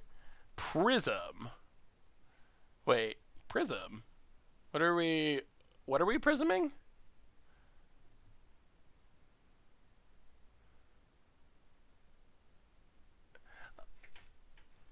Why is Gemstone Caverns not played board Commander? I think the answer is you got a 100 card deck and only 1 copy, so the odds of it coming into play are not, having it in your opening hand aren't that high, and going down a card is kind of a big cost. It's at its best when you're doing something that wins the game really quickly. I think you're playing bad cards to make Cracked Earth good. That's probably true.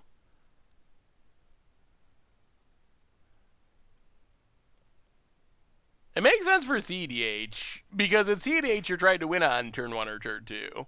That's when you get the most value out of Gemstone Caverns, is when you're doing something very fast, very quickly. Cut the Cracked Earth.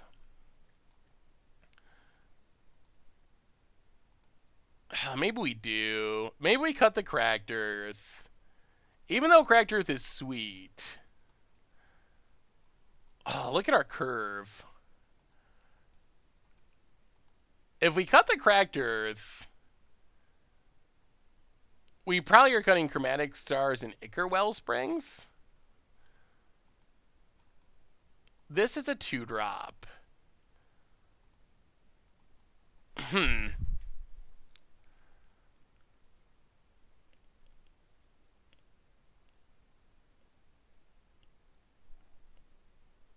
What do the stars do without Cracked Earth, though? Not really anything, right? They just exist. We might be making too many changes.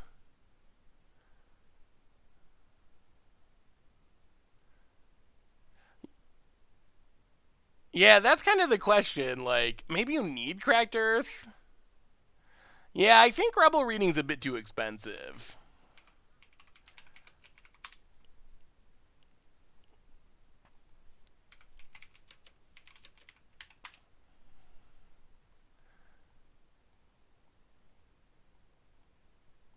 Crack the Earth. I mean, maybe all we really need is the Chandras.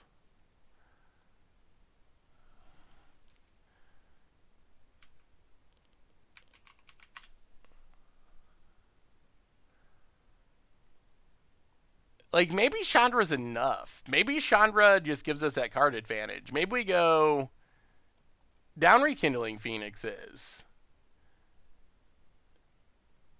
Keep the Chromatic Stars. Keep the Cracked Earth. I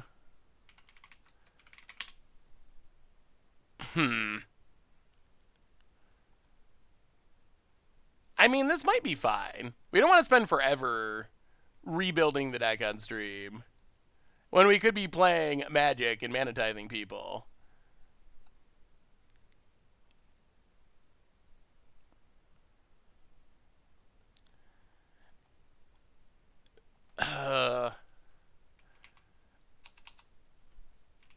I wonder if we play Astrolabe.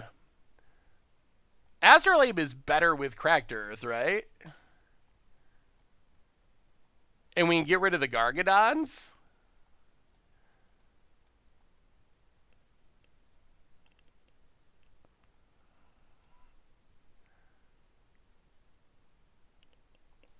And then we're going to need...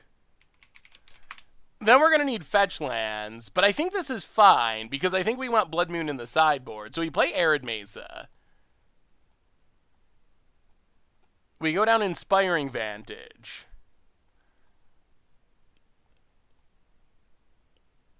We go Snow-Covered. Snow-Covered Plains. Snow-Covered Mountains.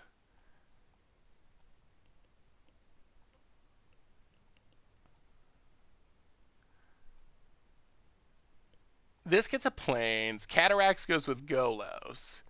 Trim a couple Sacred Foundries. Trim a couple Sunbait Canyons. Add Flooded Strand.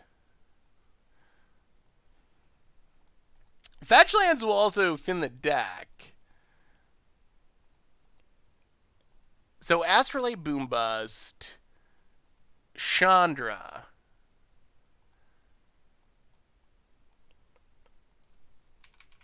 Inferno Titan.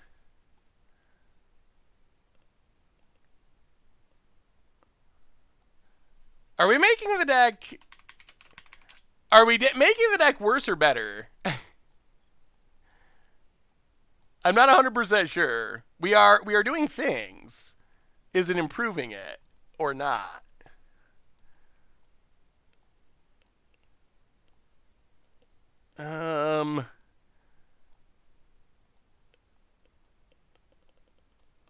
So Blood Moon's in the sideboard. Was there something else we wanted in the sideboard? Hey, what's up, Unseed Specker? How are you? Oh, rest in peace.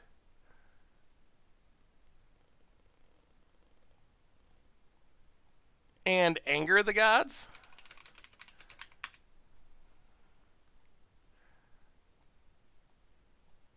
Rest in peace, Anger of the Gods. How does that look? How does this look? Did we make it better or did we make it worse? Isn't this too complicated? Definitely worse. Golos is sweet. Golos gets to get our Cascading Cataracts, and that lets us cast a bunch of cards each turn. Field is terrible now. Wait, what is terrible? Field.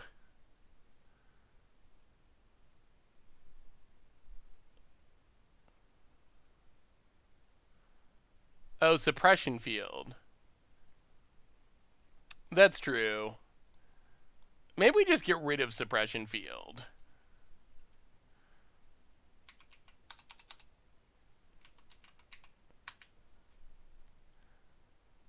And add a Wear, Tear, and Anger the Gods?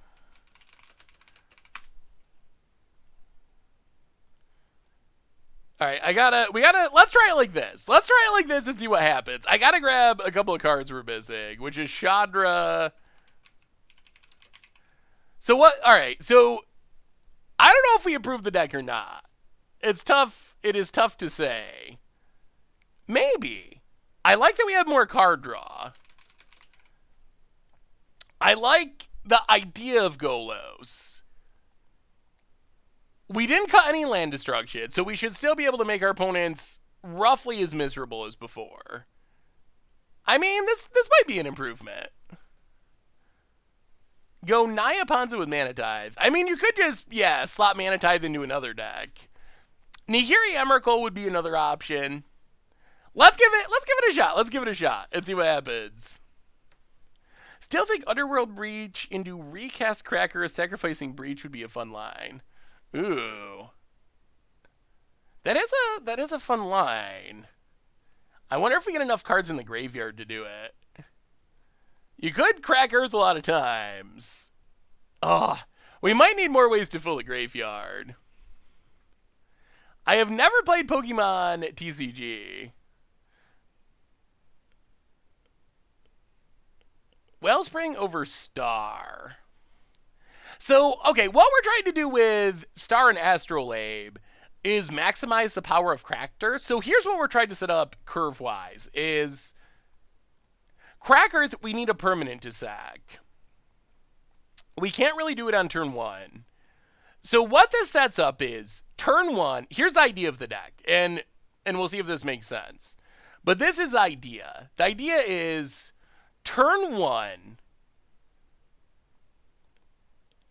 So the idea is turn 1, we Chromatic Star Astrolabe. Turn 2, we can Crack Earth or Boom Bust to destroy one of our opponent's land, not hurting us. And then turn 3, we have Pillage Molten Rain, blow up another land. And then hopefully we follow that up with Chandra to start drawing cards and drawing more land destruction. And then parlay that into wins? That's the theory that we're going for. Is it going to work out that way in practice? Do we make the deck worse? All that stuff is very possible, and we will find out momentarily because we're going to jump into a league. Hey, what's up, Slappy Jacks? How are you? All right, let's try this new version. So, version 1, we went 1 and 3, and we got 5 mana ties. I think we need a -2 Chandra plus 6 mana Chandra plus Goblin Dark Dweller. Goblin Dark Dweller would be fine in this deck. Yeah, the new Chandra art's definitely sweet. Don't need Ghostly anymore with Chandra. I think Ghostly is good against go wide decks. We'll see. We'll see how it goes. Okay, this is fine. This is actually pretty good. I think we're actually gonna leave up Mana Tithe on turn 1 to make sure we get to Boom Bust and get our first counter. We got to get our first counter. We got to beat 5. 5 Mana Tithes in 1 win is our goal. We got to beat that this league. Snow-covered mountain.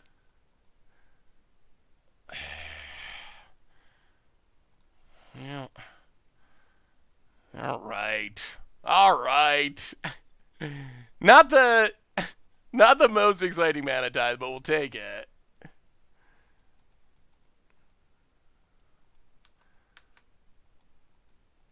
I guess this means we don't get to blow up a land, doesn't it? Alright, play Astrolabe. It does mean that, unfortunately. Astrolabe, draw a card.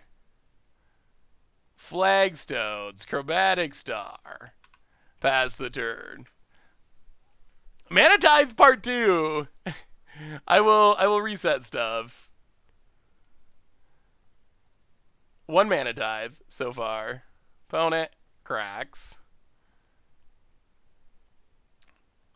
I don't think our opponent expected it. Gets a lad. Ugh. We don't have a lot of ways of killing that, unfortunately. Well, crack this, add red. Oh, this is not the best news. The Eidolon is a problem. Boom. Blow up that. Take some damage. Unfortunately. Oh, yeah, we don't really have life gain. This is probably a tough matchup almost regardless. Sacred Foundry tapped. Pass the turn. Yikes. Yeah, burn does not feel good. We do not have a ton for this. Boat it.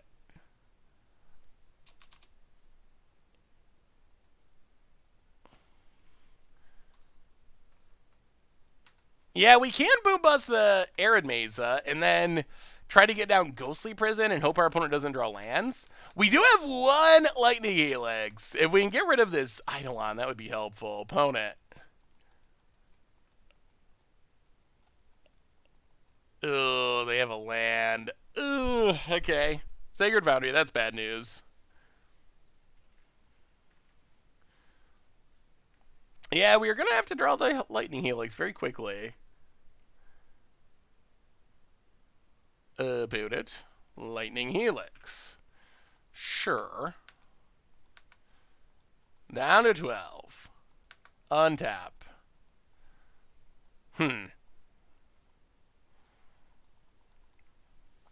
Interesting, interesting, interesting. Very interesting. Well, there's our Chandra, which does offer removal.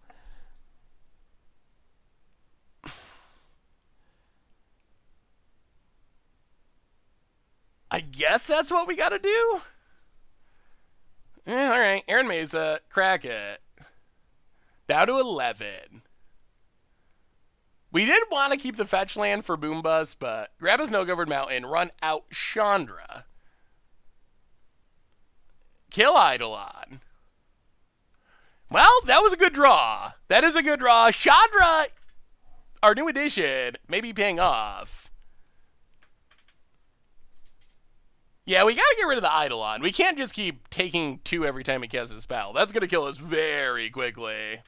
Yeah, Nahiri could be good. Is good against Eidolon as well. That is true. Well, boom, Eidolon out of here. Pass the turn. Why does the white deck play 0 paths? The main thinking is we're trying to blow up lands, so giving our opponent a land is kind of undoes a lot of our work.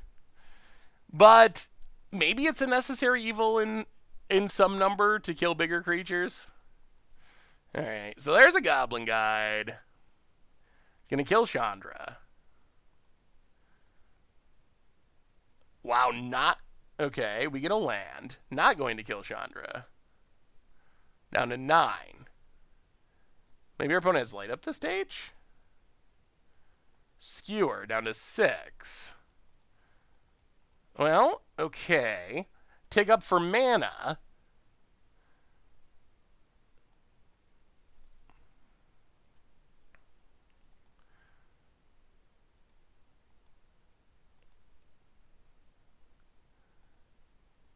Pillage.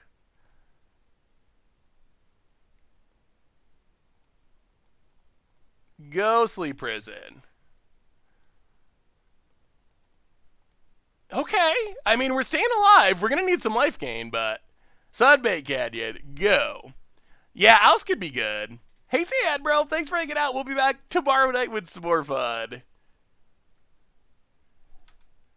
Lava Spike. We need life gain. Oh,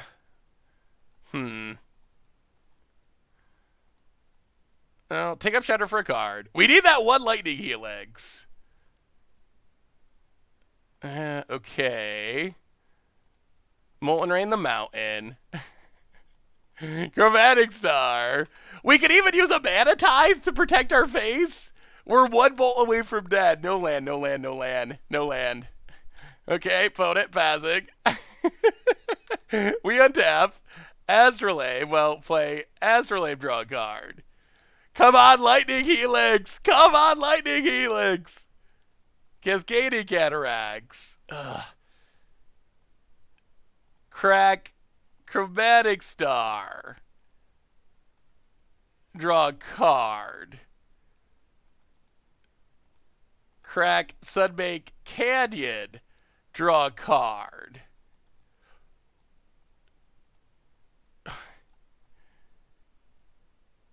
Play the lad.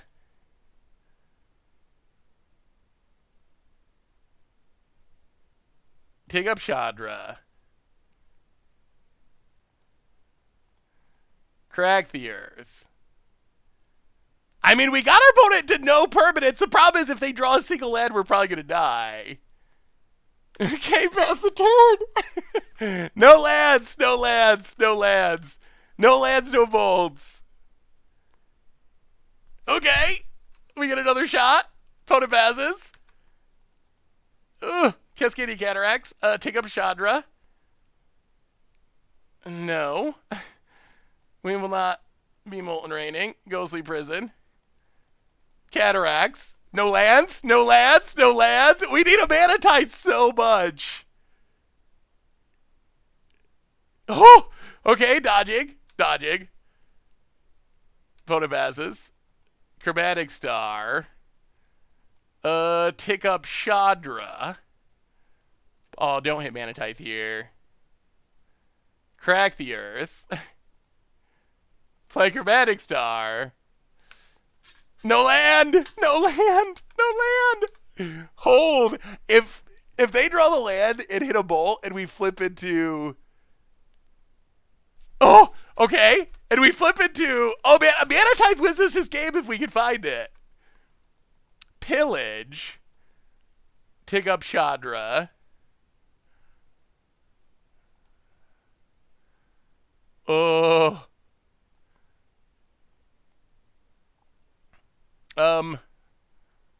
1, 2, 3, 4.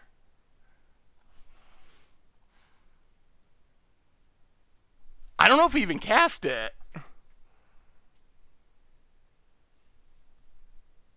We win in 2 turns anyway. Like, if we win with Chandra Ultimate next turn, I think we're better off drawing cards to try to find Mana Tithe. So opponent goes to 12. Crack Chromatic Star. Mana Tithe, come on. Come on, Mana Tithe. Oh! Yes! Oh, come on. Now we're hoping for our opponent to draw land and get the troll win. Come on. Come on. Let's do it. Let's do it. Flawless victory against Bird. Come on, draw that land. Oh, and we got a donation. A huge donation. The huge Mana Tithe donation. Our opponent has to be so mad right now. They have to be so salty. Brace of Moxon, $100 donation. Oh, yes! Yeah! Oh, cast the ball! Cast the ball! Cast the ball! Oh, man, this is the dream. This is...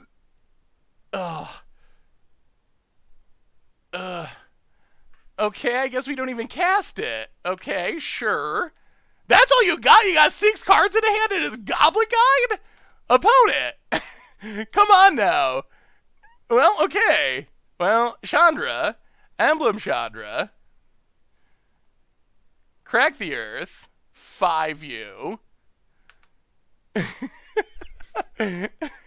Oh, the dream is being lived. What a game. I can't believe that's all our opponent had.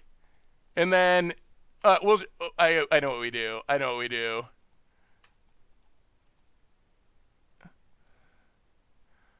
We boom. And then I was going to Mana Tithe, but yeah, well, they know Mana Tithe. Mana Tithe. Mana Tithe burn! Get the Mana Tithe win. I cannot believe we won that. Brace of Moxon with $100 donation. Good Lord. Thanks for all the awesome content. I've been out of MTG since 1999, but your content has got me back into it. Well, Brace of Moxon, thank you for the donation, and thank you for the kind words as well. Seriously, I really appreciate it. And, whoo! That's why we added Chandra. That's why we added Chandra to the deck. And that was beautiful. Ugh. I thought we had more Lightning Helixes in our sideboard, but apparently we don't. Well, I guess we're on the Trinisphere plan. Trinisphere in. Wow, that worked. That worked, that worked. Blood Moon's definitely not coming in. Oh, that was good. That was so good. Hey, what's up, Joseph? Hello from snowy upstate New York. Actually, it's not too snowy today. Oh, I thought didn't we have more Helixes in the sideboard at one point? I guess we cut them. That might not be the best thing. Out of here, Red Phoenix. Thanks for hanging out.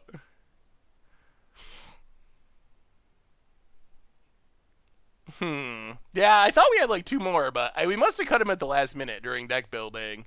All right, so Trinisphere's in. We're going to be on the draw, too. This is going to be tricky. Go down Storm Breath. I guess we got to lean on the Ghostly Prisons. Ghostly Prisons in.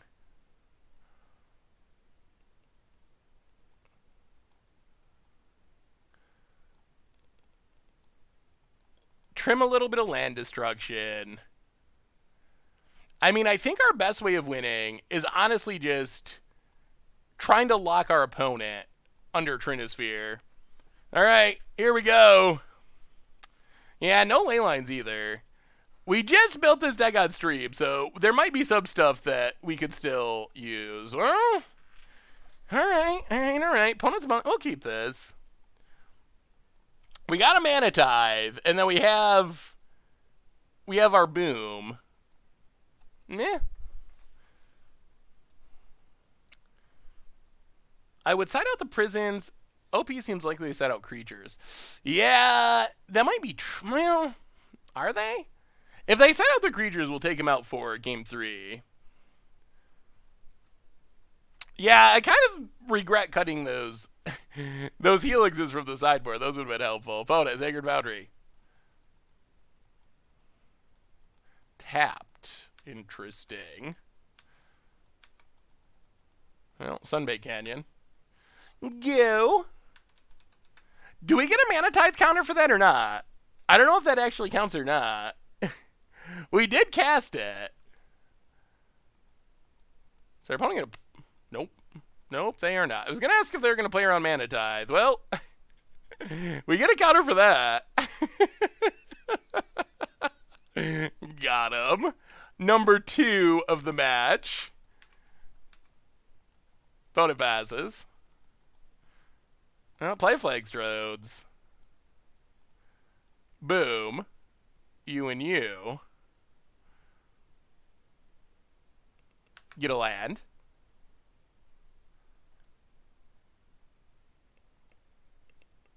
Pass the turn. Oh, we've been doing a good job of making people miserable. Sacred Foundry. Uh-huh. Okay, Boros Charm, sure.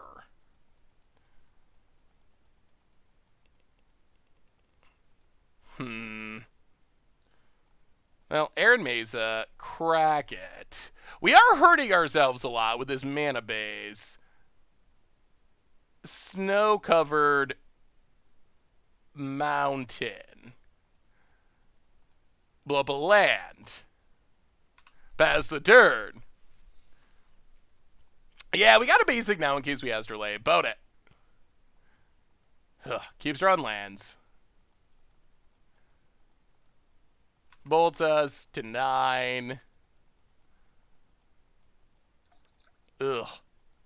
Skewers us to 6. Alright, we're getting low on life. Cascading Cataracts. Pillage your redraw land. Pass the turn. Circuitious Rue. Welcome to the visual for the 6th month. Thank you for your subscription. Big soup cheer for you. Ugh, Swift Spear? That's... Alright. That's not good. Get in. Hit us. We need that Helix. Our 1 Helix. Again. Opponent. Passes. Oh! That is our 1 Helix. Good God. Okay. Kill you. Up to 8.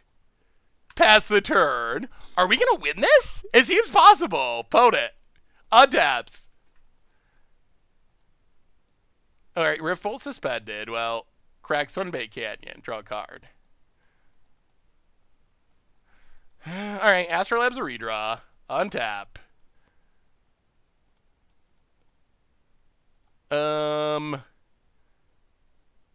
Yeah, let's Astrolabe. Draw a card.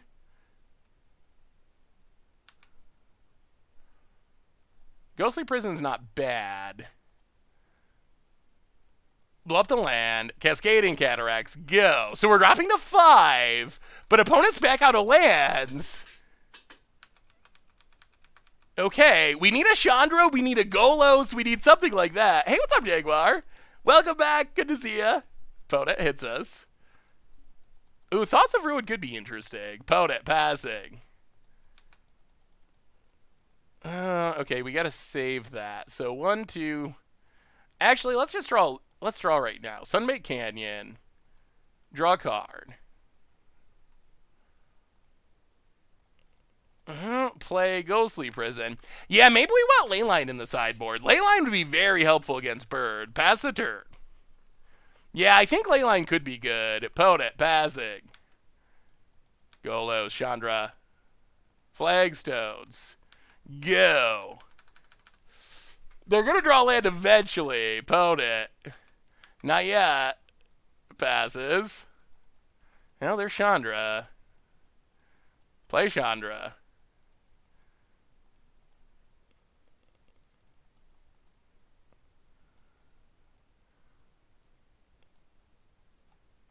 All right, see if we can tap properly. All right, play Chandra. Take up Chandra. Yeah, Chromatic Star is actually good. All right, we need our mana ties, and we can lock them out. Potent. Untaps. Come on. No land. No land yet. Okay, Potent passes. Snow-covered Plains. Take up Chandra. Astrolabe. That's a redraw. Arid Mesa. Alright, play Snow-covered Plains past the turn. Mana Tithe! Mana Tithe! Yeah, we made some updates and went to another league. Potent. Alright, didn't hit it yet. Potent's passing. Untap. Take up Chandra. Ugh, no Chandra. Crack. Chromatic Star.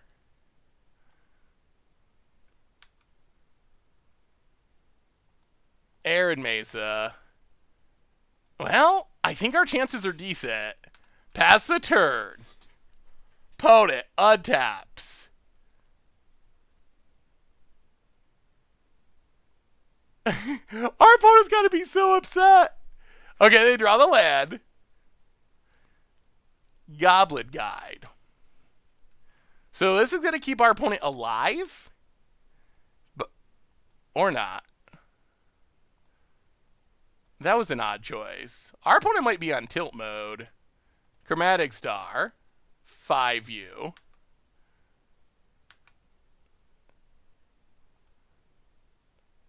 Crack the Earth. 5U.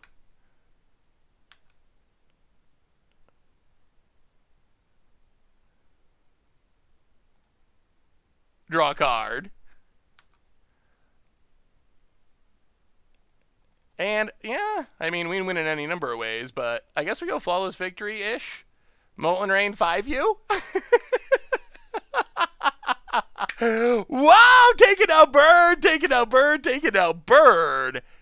That worked! That worked really well! Shockingly well! Whew! Alright, I like our updates. Wow! Alright, I will export this so you can have the deck list. Give me 1 second, and then we'll go to the next round. That was spectacular. That was so good.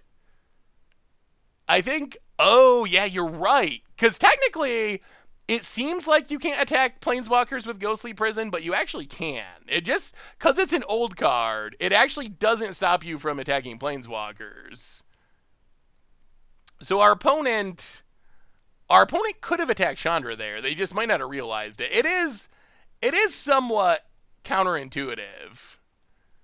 All right. Updating the list, and then we'll go to the next round.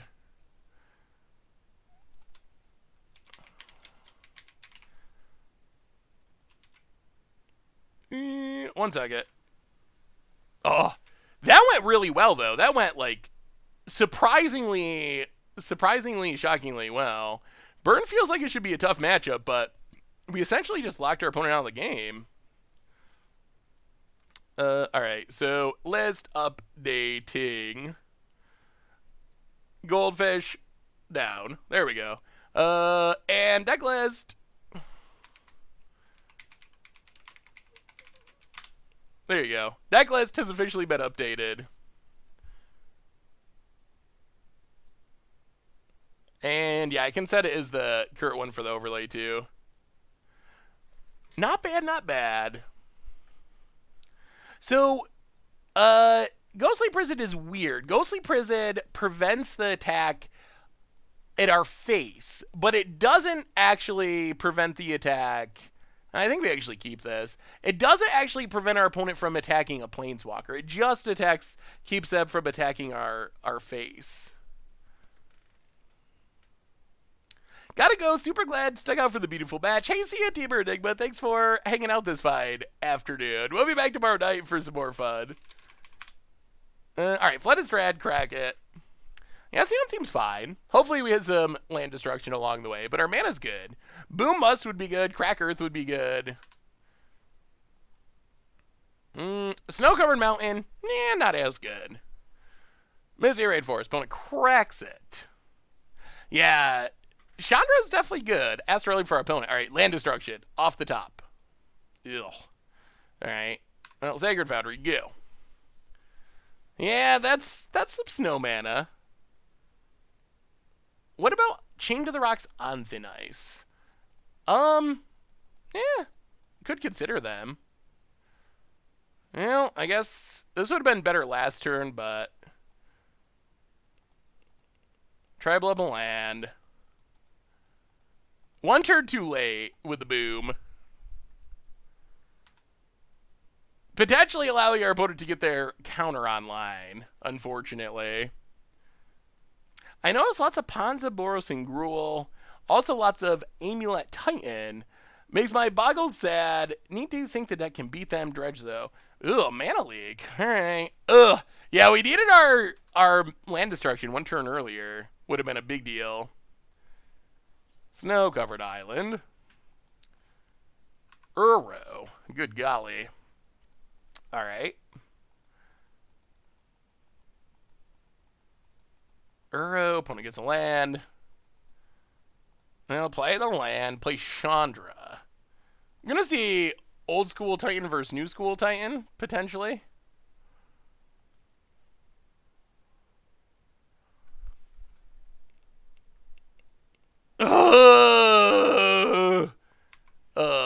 Come on now. All the counters in the world.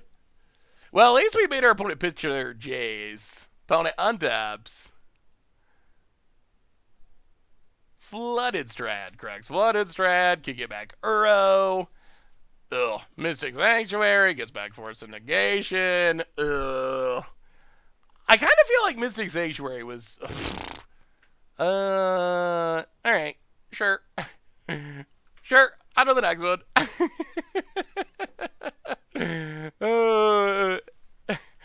Oh boy.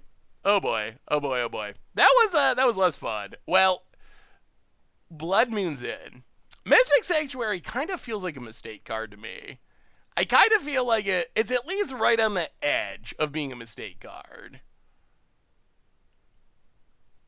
So we'll bring in Blood Moons. Go down the Ghostly Prisons.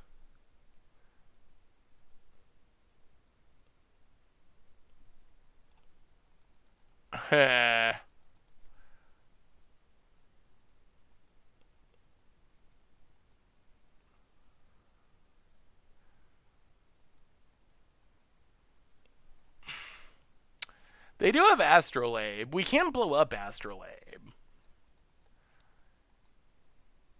I mean, we could go Rest in Peace instead of the Blood Moons.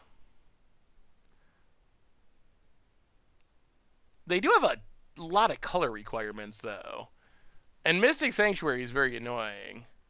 Although I guess Rest in Peace also shuts it down. Alright. We'll try Rest in Peace instead. Get rid of the Helix. Doesn't red have a counter spell? Not really. They have Guttural Response, which is counter target blue instant. I believe. That is hybrid. Hybrid green-red. Hollowed Mountain tapped. Land. Alright, play the land, pass the turn. This isn't bad. This sets us up to Boom Bust next turn with Mana Tithe. with Mana Tithe back up. Ooh, and Rest in Peace. So play the land. So what we do is, boom.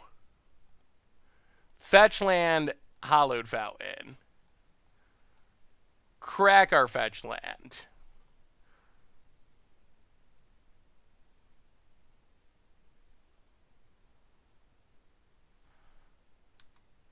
All right. Force a negation, pitching to Fairy. Opponent cracks Flooded Strand.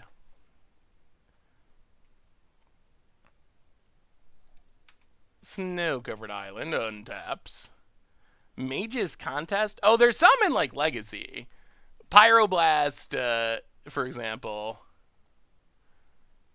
Well, let's up our Mana Tithe counter. Gotta get those ties. Number 3. I think we are going to beat last league. Opponent says they've been got. Yes, you have, opponent. Yes, you have. Well.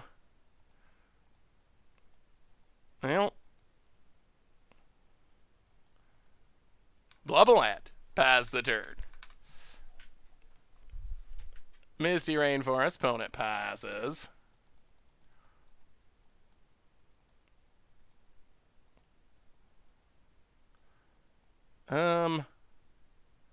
Yeah, let's Rest in Peace. How many counters can our opponent have? Nuke the graveyard. Crack the earth.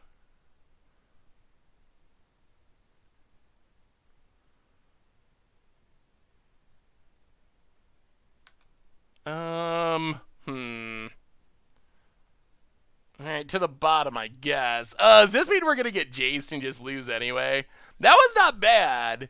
Yeah, we were gonna just exile the graveyard and then sack it to crack the earth. But if our opponent gets to untap a Jace here, that undoes a lot of our work. And we don't have an easy way to deal with Jace, unfortunately. That's the hard part. What do you got about it? Yeah, there's not many red counterspells in Modern, though. Not nearly as many as in Legacy.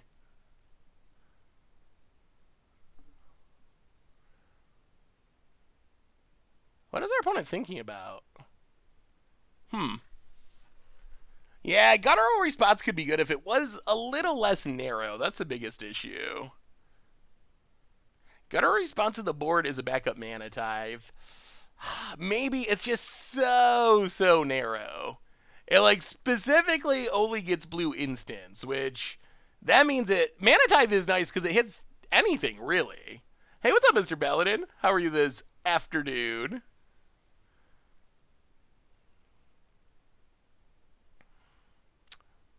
Painter Servant Guttural response, that would make it a little bit better. Although it'd still be limited to instants.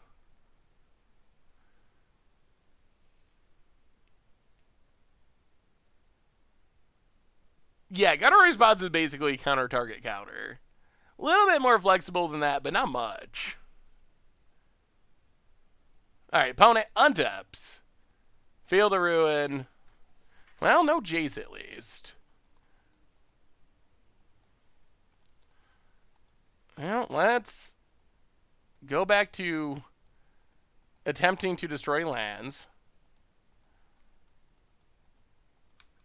Cryptic. About it. About it.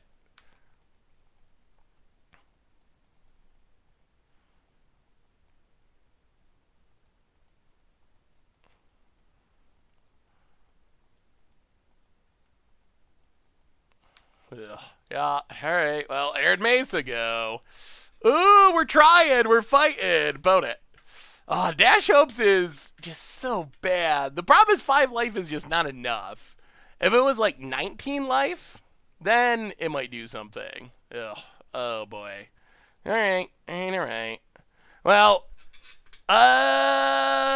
probably getting close to the end of this one. We just... Active Jays, we cannot realistically beat, I don't think. Well, Arid Mesa, crack Arid Mesa. Snow-covered mountain.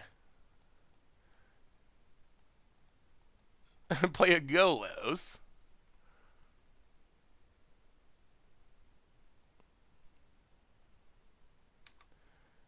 Get a...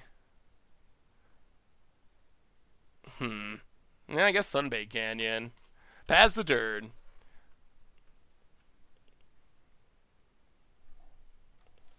And a path? Oh, boy. Oh, he almost did cool things with Golos. Yeah, this one's over. What are we getting punted by for Integer? Counter target spell as his controller concedes. That would make Dash Opes much better. Astrolabe for our opponent. Alright, well,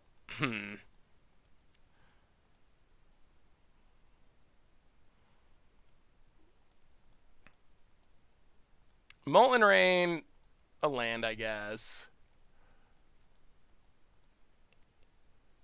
Yeah, Jace is... Jace hitting the battlefield we just can't really beat. Opponent cracks. Chandra could have killed Jace. How would Chandra kill Jace? Opponent runs out an Astrolabe. Chandra can't target planeswalkers, though, with any of her abilities. Well, alright. Chandra. And we scoop it up. Yeah, there was a time when Chandra could pick Jace. Although Jace was at 3 loyalty anyway. Well, that went a little bit less exciting. Which Lightning Mare, would Lightning Mare be a decent sideboard card for control matchups? Lightning Mare. I'm going to have to actually look up Lightning Mare now. Can't be countered, can't be blocked by blue creatures. Plus, pay 1 in red gets +1/+0. So I think the issue is, and it is a card that is designed to be good against control style decks, but it still dies to like the splash removal. So like blue-white control has Path to Exile and Wrath. Blue-red style control decks have Lightning Bolt. So I think it's a card that's would probably be more effective like in standard potentially than it would be in modern. And we're gonna keep this. This is fine. Only 1 land, but we get to turn 1 Chromatic Star, turn 2 Crack, draw a card, and hopefully get more lands. This seems reasonable. Favorite MTG artist? Probably Seb at this point. Seb McKinnon stuff the last couple of years has just been unbelievably good, really. Is Uncounterable Chandra any good? I think it could be like a fine, like one of control style finisher. It's still a pretty slow clock. It is a clock that'll get there eventually, but it doesn't get it done quickly. Chromatic Star, go. We have Inferno Titan and Golos that can also close out the game.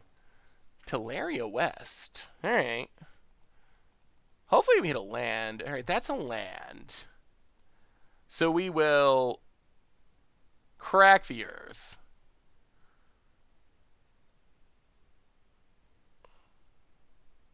Set Chromatic Star. Opponent. Get rid of that land. We get to draw a card. Flooded Strad go. Alright, this is more or less where we want to be. Any chance of getting the new unsanctioned foil lands on the website so I can update my... What is... Oh, it's an amulet deck. Oh, this is going to be a good one. This is a good one. Snow-covered plains. No one expects it. No one expects it. Number 4. Added to the list. And that was a good one. Okay. No amulet for you. Untap. Snow-covered mountain. Pillage your 1 land. Pass the turn. Chandra in hand. Yes, I will mention to Richard trying to get those added. Oh, that was a good tithe. An opponent can't play anything? Okay. Arid Mesa. Crack Arid Mesa.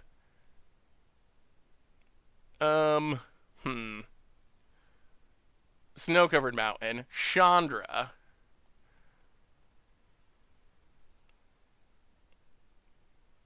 Take up Chandra. Ping our opponent past the turn. Oh, Chandra's been very good. The addition of Chandra has been very good. Can you play a land yet, opponent? Nope. They probably have bounce lands in hand that they can't cast. Tick up Chandra. Ooh, that's good. Play Chromatic Star. Flooded Strand. Go. 2 turns. 2 turns and we can ultimate the Chandra. And we're going to top our Mana Tithe record from last league very quickly. About it. Summoner's Pack. I say we do not tithe that. Opponent's just giving up. Okay. We gotta add to our tithe count.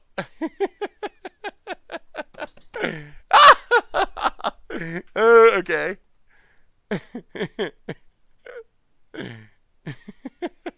See if we can find another mana tithe. Opponent skips it up. Oh, all right. Opponent was a good sport. They were a good sport about that. Well, this is literally the matchup why we brought Blood Moons into our deck. 100% because of this deck in specific, we brought in Blood Moon. So Blood Moon in. We can trim maybe a Ghostly Prison. That was good though. That was very good. Wear Tear might also be worth it. Oh, Mana Tithe was good there. Hey, what's up, Munchie? How are you? He likes having a bit of removal is nice. Maybe we can go 1 Chandra. I guess maybe we just go 1 Wear Tear. We do have Pillages that can blow up Amulet. All right, let's try it like that. Hey, what's up, Noah Game Master? Yo to you. Oh, man, this deck's been sweet. This deck's been super sweet. Trinisphere gets the packs. I don't know if Trinisphere is worth it, honestly. On the draw cut, Crack the Earth. I think it's still fine. It's still 2 mana land destruction for the most part. We don't have that much that we want in the sideboard. It definitely does get worse on the draw. Yeah, the problem is Trinisphere is just slow. We don't have any rituals to get it out quicker, so it's coming down turn 3 on the play.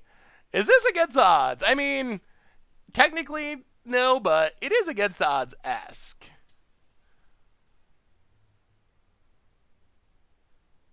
Hey, welcome, Giovanni. Glad to have you. Everything is worth on the draw. Yeah, that's the other thing about our opponent's deck is it's expensive enough that they don't really get hit that much by Trinisphere. Trinisphere is especially good against... okay. Trinisphere is especially good against decks that are playing a lot of cheap stuff. Opponent's playing a lot of expensive stuff. I mean, technically we have 2 land destruction spells in a row. We'll see how fast of a start our opponent gets off to. I guess we can counter their turn 2 play with Tithe, Crack Earth on our turn 2 idea. Ugh. Alright. Amulet. Well, land an Astrolabe. Draw a card. Ghostly Prison's not great. Hey, what's up, the Thin Controller? How are you today?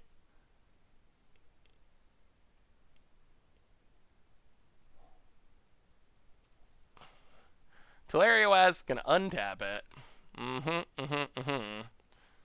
And Sakura Tribe Scout. Oy. Opponent passes land? Yeah, Mana Tithe. We'll see. We're gonna need to draw lands for that to be good. Well, boom. Blow up your forest.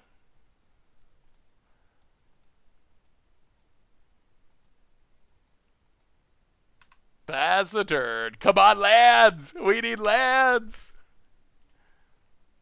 How often do you think that your opponents play against your deck and have no idea what you're doing? It probably happens relatively often. Yeah, being able to tithe the Titan would be sweet. Opponent passes. Land? Okay, we do draw land. Well, Crack-Haired Mesa. This is actually pretty decent. Snow-covered plains. This is going to hopefully let us get rid of Amulet. Alright. Amulet down past the turn. The Sakura Tribe Scout does ruin our land destruction pretty well. Come on, more lands. Lands for Chandra. Opponent passes. Do we even cast land destruction when our opponent can put a bounce land into play? That's a problem. Yeah, the scout is so good against it. Yeah, let's just pass. Opponent passes. Well, okay. Blood Moon you? That's going to shut off those shenanigans. And then we're free to start land destructing. All right, opponent, your go. Enjoy your mountain. Oh, we might be winning this. This was a matchup we lost brutally with our first build. Opponent plays another mountain. Uh-huh. We would still love a land. Mana Tithe plus Molten Rain is our dream here. Opponent gets in, hits us. Done with the Sakura Tribe Scout plan. Land. Give us a land. That's a land. All right, now we're where we want to be. Molten Rain. Get rid of that breeding pool. Hit ya. Down to 17. Pass the turn. One land, one creature. Blood Moon on the battlefield. Whew, what is getting bad next week? So, I think nothing in Standard, most likely. Pioneer, Dig Through Time, most likely. Treasure Cruise, I kind of expect is just going to go along with Dig Through Time. And then something from Inverter would be my prediction. Yeah, let's put our opponent to 0 lands. Pass the turn. No lands for you. Yes, they announced earlier today that there's a BNR next week. So, the Delve cards, something from Inverter, probably Inverter itself, would be prediction 1. And then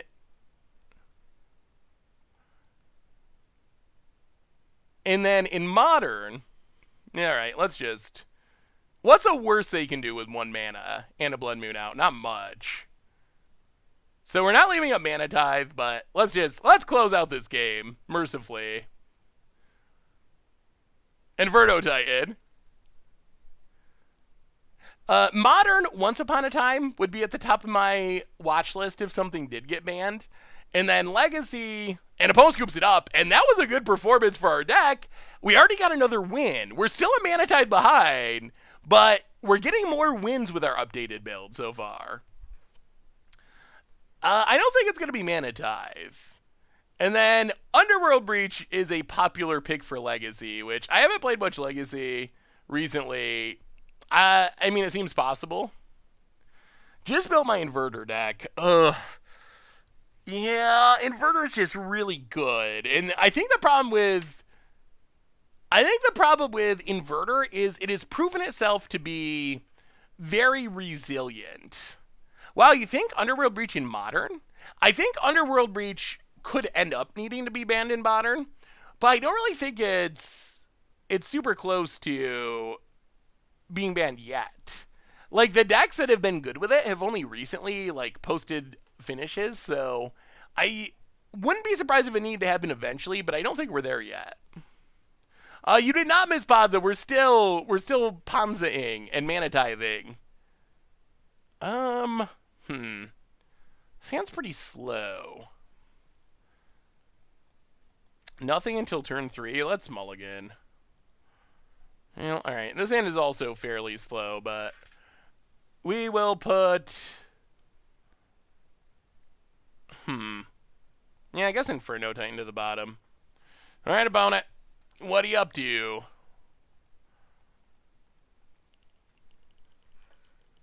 I don't know about Veil of Summer being banned in Modern. I don't think it's that impressive in Modern. Like, it's a good card, but I don't know if it's impressive. DJ Knight with a rate of 160. Thank you so much. Welcome, everyone. We are mostly trying to make people miserable today in Modern. Gilligoose. Aw, come on. Mana Dorks are really good against land destruction strategies. Snow-covered blades. Thank you so much for the raid, DJ Knight. Chromatic Star, Gil. We would like Boombust. Boombust is our best draw, I think. Cracked Earth would be fine. I mean, this deck is more about making people miserable than most. This is just like Mana Ties and land destruction and Blood Moons in the sideboard. Ooh. Interesting. Clothis. Oh, a little too late. Well, we can add to our Mana Tithe count. We will Mana Tithe something. Yeah, opponent, Clothis. Astrolabe. We don't have a way to get rid of Clothis, do we? We just gotta deal with Clothis forever? Astrolabe. Okay. Sure. Snow-covered island. Boated. Passes. I'll play the land, pass the turn. We don't want to crack these fetches because they power up Clothis. Boated. Gonna make some food. Yeah, crack the earth. It's going to take a lot of crack the earth to get to the Clothis. I will say, it is going to take many, many crack the earths. We're rooting for a 5-drop. I don't think our opponent has any. So our Mana Tithe is probably not going to do anything, but that's what we're rooting for. Ugh. Ugh. What is going on with the... Oh, is this Niv? This is probably 5-color Niv, isn't it? Yeah, I feel like we're pretty far behind the Niv deck at the moment. And we're not especially good at dealing with Planeswalkers. That is a problem. Well, crack this. Yeah, our opponent just has all these threats that we can't really interact with, unfortunately. Crack, crack. Get lands out of our deck. Untap. Now play Flagstones. Blow up. Yeah, Breeding Pool, I guess. Doesn't really matter. Yeah, I think we're too far behind here. Yeah, land destruction can be good against Niv. The problem is we're just... Oh, maybe this isn't Niv. That's a Jace. Maybe this is just like Teamer Super Freds. The problem is we're just so far behind these Planeswalkers at the moment. Like, it can be good if we start off on the front foot, but we lost the die roll and had a slow hand, and our opponent went ramp spell, so we were just super far behind. Hour of Devastation could be interesting. It actually would get rid of the entire board, wouldn't it? I kind of forgot about that. Oh, man. I wonder if Jockalobs would be too good for Modern. That would be interesting. Good luck with the teaching, Jaguar. Have a good evening. Or afternoon. Poted. Get him. Oh, do it. Are you playing around Mana Tithe? Up. No. No, you can't be. Okay.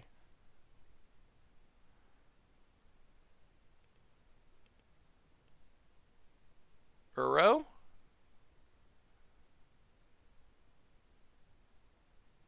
Well, all right. Add to our mana Tithe count. uh, oh! They made a... oh! Oh! You can pump me for that one. Didn't they spend that food? Where did the food come from? Wasn't their food made like a bunch of turns ago? Alright. Boom. We got... It's not a shame scoop. It's a we can't win from here scoop. What is our opponent's deck? Just teamer stuff? Ugh. Ugh. What do we do about... Well, we'll bring in Blood Moon. What do we do about this? Can we do anything about this? This feels very, very problematic for our deck. Go down, I guess, one Crack the Earth, since our opponent has a million ways of dealing with it. Yeah, we won't get a counter for that.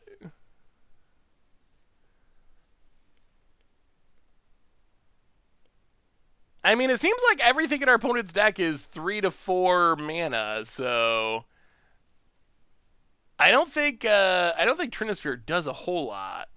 Hey, see you super well. Thanks for hanging out. Have a good stream. I don't know if Rip is... I mean, they have Uro, but I don't think they're really a graveyard deck.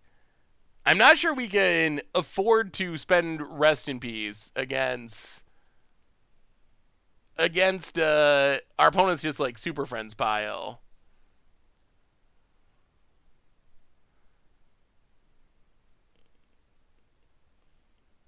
I think Blood Moon's worth it. I'm always going to default on the side of Blood Moon. Not a fan of Crack the Earth. Alright. I mean, we'll keep this. We get a bunch of cantrips. Flooded Strand. Crack it. Well, we'll see. Get a land. Astrolabe. Draw a card. Alright, give us lands, please. We have land destruction for days. Can we get it down in time? Missy rate. Oh, Goose right off the bat. Ugh. Bone it. Snapping Grounds untapped. Gilded Goose. Well, that's unfortunate. Chromatic Star. Chromatic Star. Pass the turn.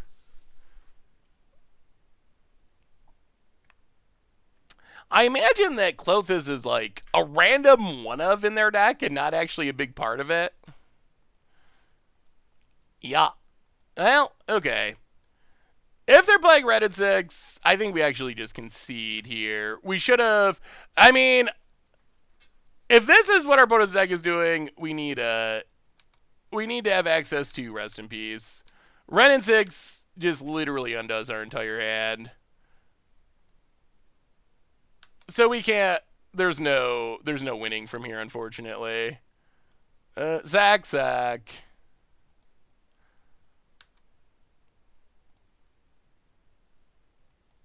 Yeah, alright. Sure. Why not kill the lad? On this turn? I mean, killing lands doesn't do anything anymore since Ren and 6 is a card. Well, that didn't feel like the best of matchups. How about the new Eidolon? We didn't have the option to kill a land last turn. We had Crack the Earth, but Crack the Earth only makes each player sack a permanent. So our opponent could have sacked Goose or Food Token. Land is probably the least likely thing they would sack. So we'd be casting it to get rid of like a food, most likely. Could have made them sack a permanent turn 1.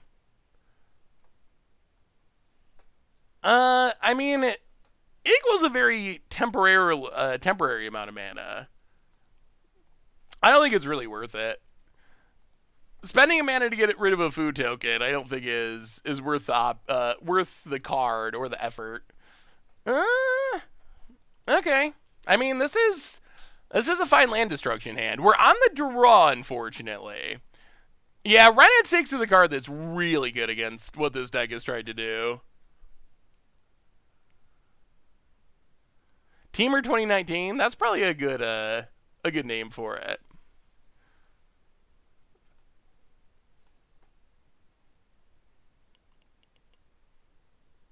I like Spirit Guide in decks that are playing into a potentially game-winning permanent like Blood Moon. Not as big of a fan of like spending 3 cards to like or multiple cards to just blow up a land. You're kind of just 2-for-1ing yourself. When you're playing it into like a Blood Moon or something, Blood Moon is often worth many cards, especially if you get it down on turn 1. So I think in those scenarios, I think it offers a lot of value, but I think it offers... Ew, this card's not great here. I think it offers a lot less value in Sacred Foundry. If you're just playing a sorcery. Ugh. Alright. Well, we did beat Burn once, but it was pretty miraculous. So... I'm not a huge fan of our odds. More lands. Well, Aaron Mesa go. About it.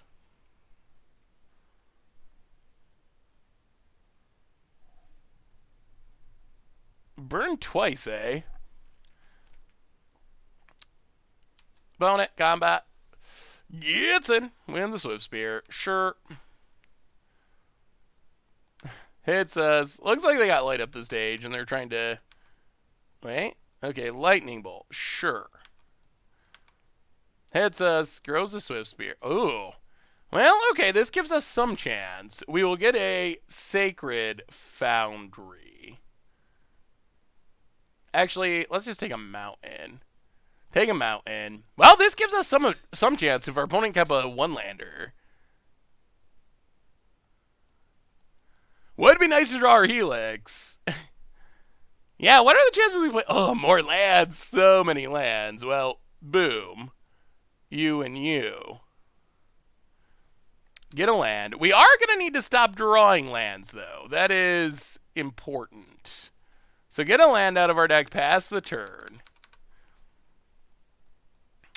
About it.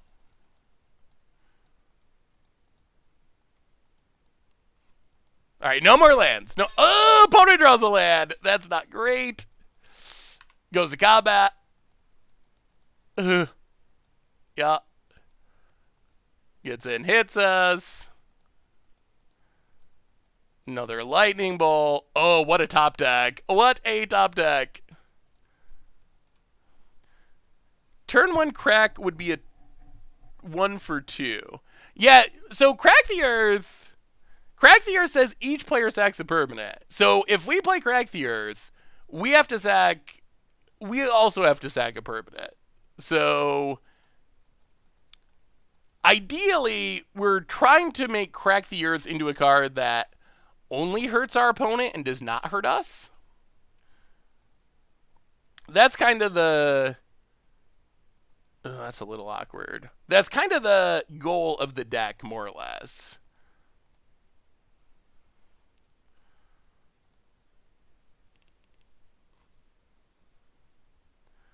Well, what are you sacking about it? Well, maybe we could up our mana tithe count at least. About it. Adepts. Goblin Guide. Well, we could use a land destruction spell.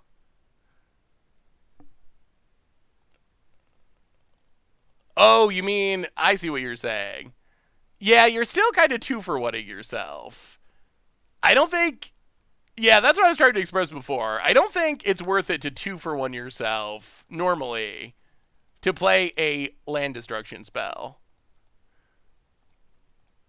It's worth it to 2-for-1 yourself to play something like Blood Moon a lot of the time, because Blood Moon is worth multiple cards, but it's not typically worth it to blow up a single land. Well, we got the Tithe. That's number 5. We need one more to beat last round's record. POTUS suspends a Rift Bolt. Updating the Tithe count. Ugh. All right. We still need some action, though, opponent. At least a land. Well, Sunbaked Canyon. Crack it. Land is. Oh, no. No, no, no, no. Too many lands. Way too many lands. That's not good. Opponent.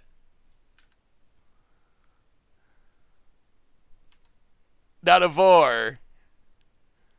Oh, we need another. We have so many land destruction spells. It's so few lands left in our deck. Skewer. Well, we broke our Mana Tithe record. That's 6 Mana Tithes this league. Oh, we need land destruction. We need land destruction. Yeah, the Mana Flood is this deck's biggest drawback, I think. In theory, it's supposed to be better because we have fetch lands and we have card draw, which we didn't have in the initial build. We drew our Lightning Helix, which is good. We have hope. But we need to get rid of this last land. We need another land destruction spell. We need it soon. Now, land destruction. Astrolabe. Okay. Inferno Titan. Well, Cataract go.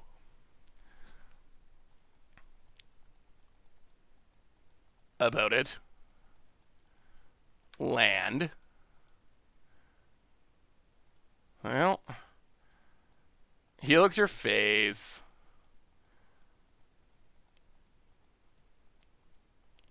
Whoa! Whoa! You gotta be kidding. Main deck Skullcrack.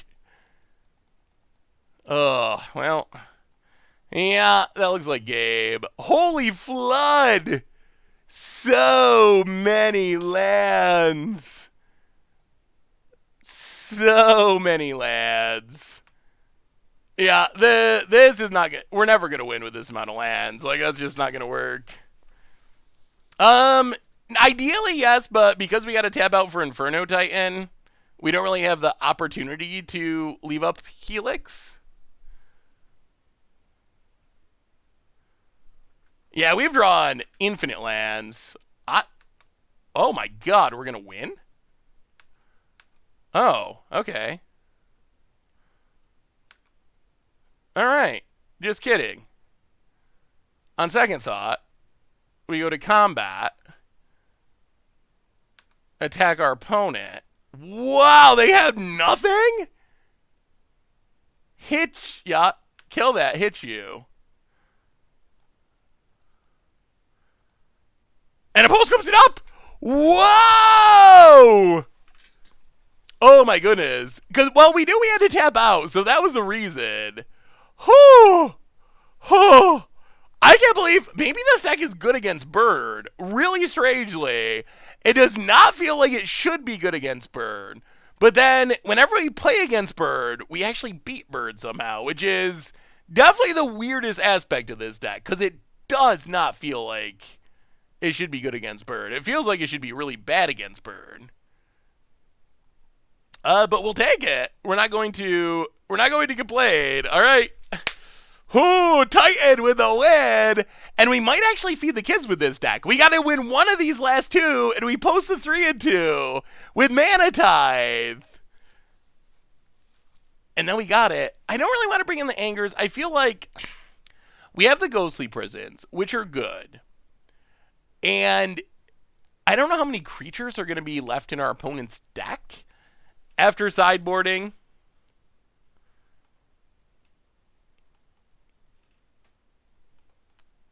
I think it's correct to... Yeah, opponent was dead on board. Because Inferno Titan, you can pay a red to give it +1/+0.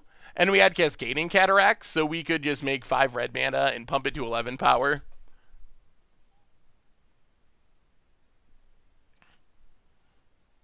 I think, yeah. So I think what we want to do, against Burn mostly, Ghostly Prison locks out creatures, Trinisphere locks out spells, keep our opponent low enough on lands.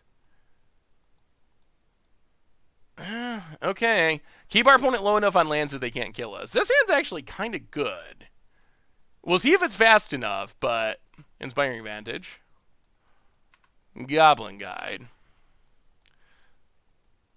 Top card is Mana Tithe. Well, Flooded Strand.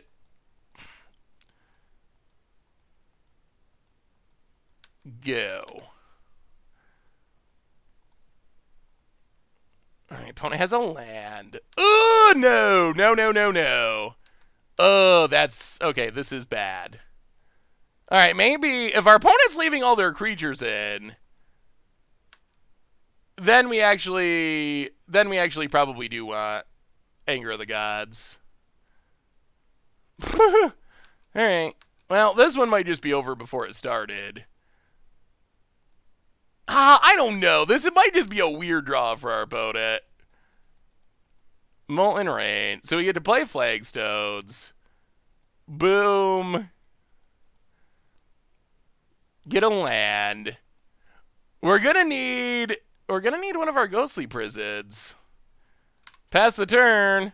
We can lock our opponent out of doing stuff, but if we're dead on board, it doesn't matter. Sacred Foundry. Untapped.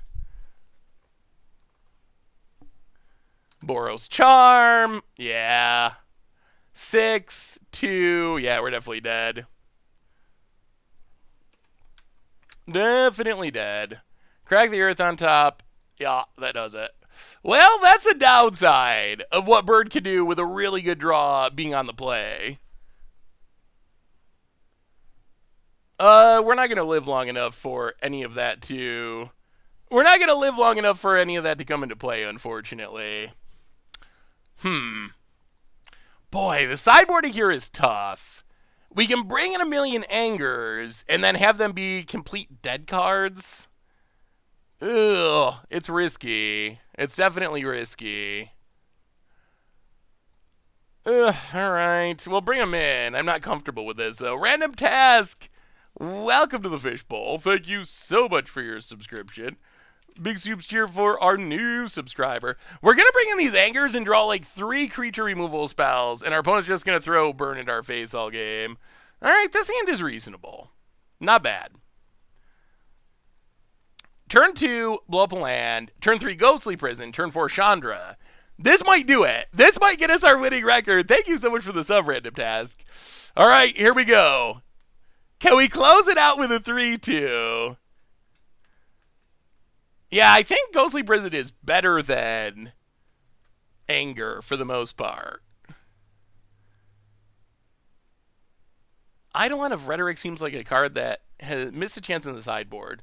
Eidolon would be a good option against Stormstyle decks. Did you ever play the Merfolk combo deck with Thassa? I don't believe we have played combo Merfolk. Mountain Fire about it. Rift Bolt suspended. Well, crack. Sacred Foundry tapped. Untap. Flagstones. Boom. Get a land.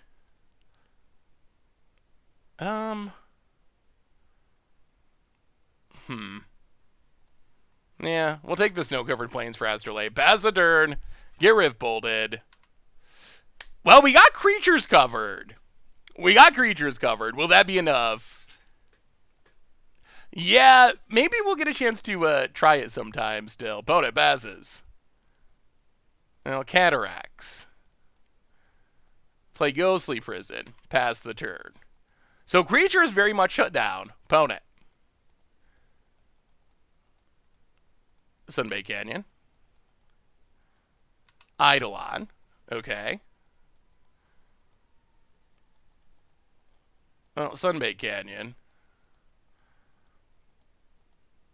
Chandra. Kill Eidolon. Pass the turn. Oh. If we get to untap and slam Inferno Titan, or even just Golos, opponent. Eidolon. Oh, goody. Oh, goody. Okay, I think we got there. Opponent.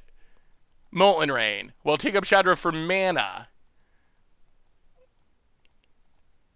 Inferno Titan. 2 to you, 1 to you. Pass the turn. Opponent tabs. I think the kids might be eating. Our rebuild might get a 3-2. Opponent plays a land. Oh, path. Okay. Opponent staying alive. Snow-covered mountain. Opponent passes.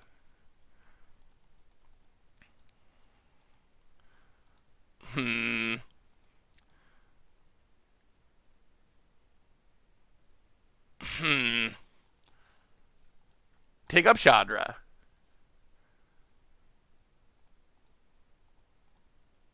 Play Snow-Covered Plains. Golos.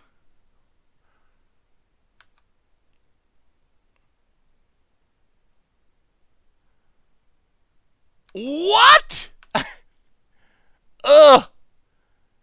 Okay. All right. So our opponents hit all the random hate cards. We're down to 11. Opponent plays a land. Swift Spear.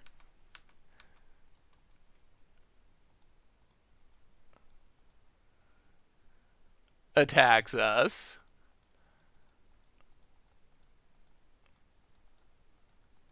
Learning about Ghostly Prison. Okay.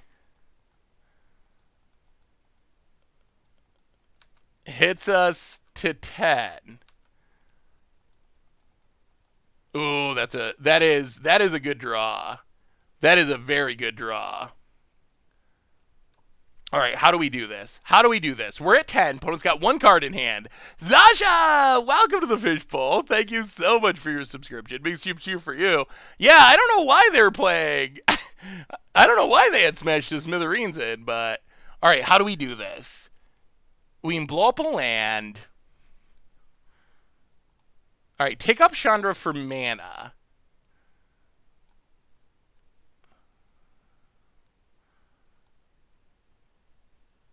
Blow up a land.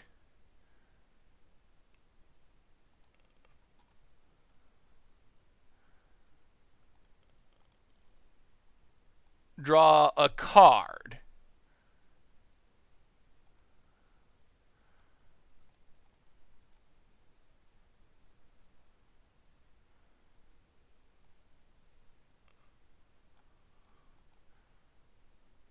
Blow up a land.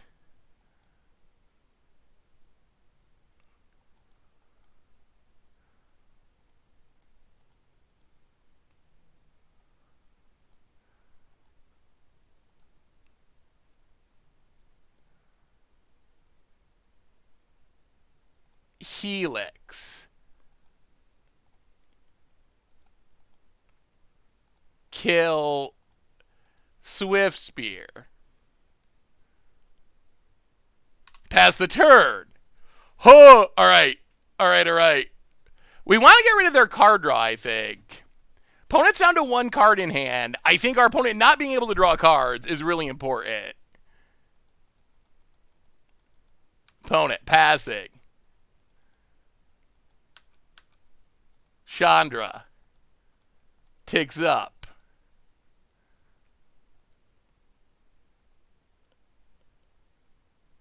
Pillage. Get a land.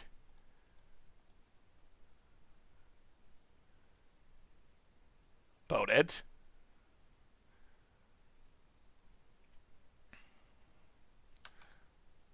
Skullcracks hit Chandra. Okay. Pass the turn. We have another one in hand. Opponent untaps. 1 land. 2 cards in hand. Can we close it out? This Chandra has been huge. I think cutting off the card draw is our best bet there. Opponent, Sacred Foundry untapped. And passing. Well, we'll sack the Canyon draw card. Pillage. And Chandra. Take up Chandra.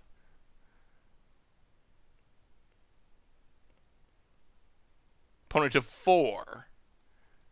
Pillage. Blow up a land.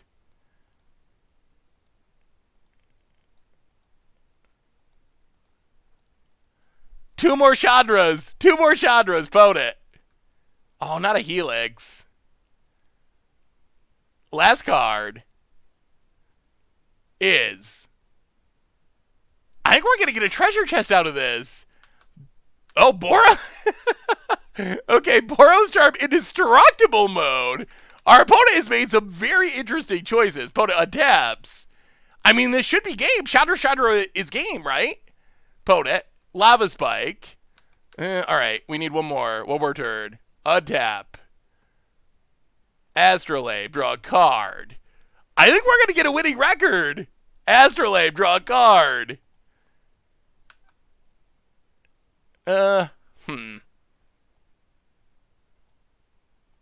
Chandra. Yeah, we gotta just go for it. Chandra, tick it up, hit ya to 2. Pass the turn. One card in hand. Can it stop the Chandras? Can it stop the Manities? 6 Manities and a winning record? Yeah, I can't believe our opponent chose Indestructible mode. Opponent gives us the GGs, and we got a winning record with our rebuilt Boros Manatithe Ponza Land Destruction. All right. That was pretty good. That was very impressive. We get a treasure chest to open. Only one, but I think our rebuild worked. I think we beat Burn twice somehow. We lost to some of the big mana Planeswalker decks, but we went 3-2. I think the deck felt much better after we added Chandra to the mix to draw cards. I think that really solved a lot of our problems, and it even maximized our Manities. We got more Manities after we rebuilt too, so I think it increased our ability to do janky fun things. Ooh, we get these promo packs. It increased our ability to do our janky fun things, and it also made the deck better, so I like our rebuild. Oh, what was your question, Zashi? I was not trying to ignore your question. I just didn't see it. All right, so one treasure chest. Stone Pavement Outfitter. Not quite Stoneforge Mystic. What do we get? One shot for something awesome. Scroll of the Masters. 2 mana. Whenever you cast a non-creature spell, put a lore counter on it, pay 3, pump a creature, +1/+1 for each counter on it. Your thoughts on the new Secret Lair product like the foil Thalias? Oh, Zashi, I actually just wrote an entire article on the Secret Lairs that went up last night on the Goldfish site that you should check out. But I think they're fine. I don't expect them to be massively positive value, but if you like the art, they're fine value. So I think that's mostly how you judge them. If you want the art, then grab them. They're fine. Otherwise, you don't really gain much value-wise by buying them. Well, we got to Manatithe. 11 Manatithes across 2 leagues. We blew up a lot of lands. We even won some games, so I'm pretty happy with how the deck turned out. So I think that brings us to the end for tonight. However, we'll be back 25 hours from now for some more streaming action, 6 p.m. Eastern time tomorrow. If you would like to send me a deck list, Munchie, SaffronElement@MTGGoldfish.com. Email is the easiest way to do it. Quick reminders, replay YouTube. If you want to look back on our Manities, count them up, make sure we didn't miss any. You can do them on the replay YouTube, normal YouTube, Budget Magic coming up tonight, and tons of other stuff. Some Crim videos, Against the Odds on Wednesday, all that good stuff. So keep an eye on that. One more reminder that our sponsor tonight is Card Kingdom. And if you need some Magic the Gathering cards, you can get them over at cardkingdom.com.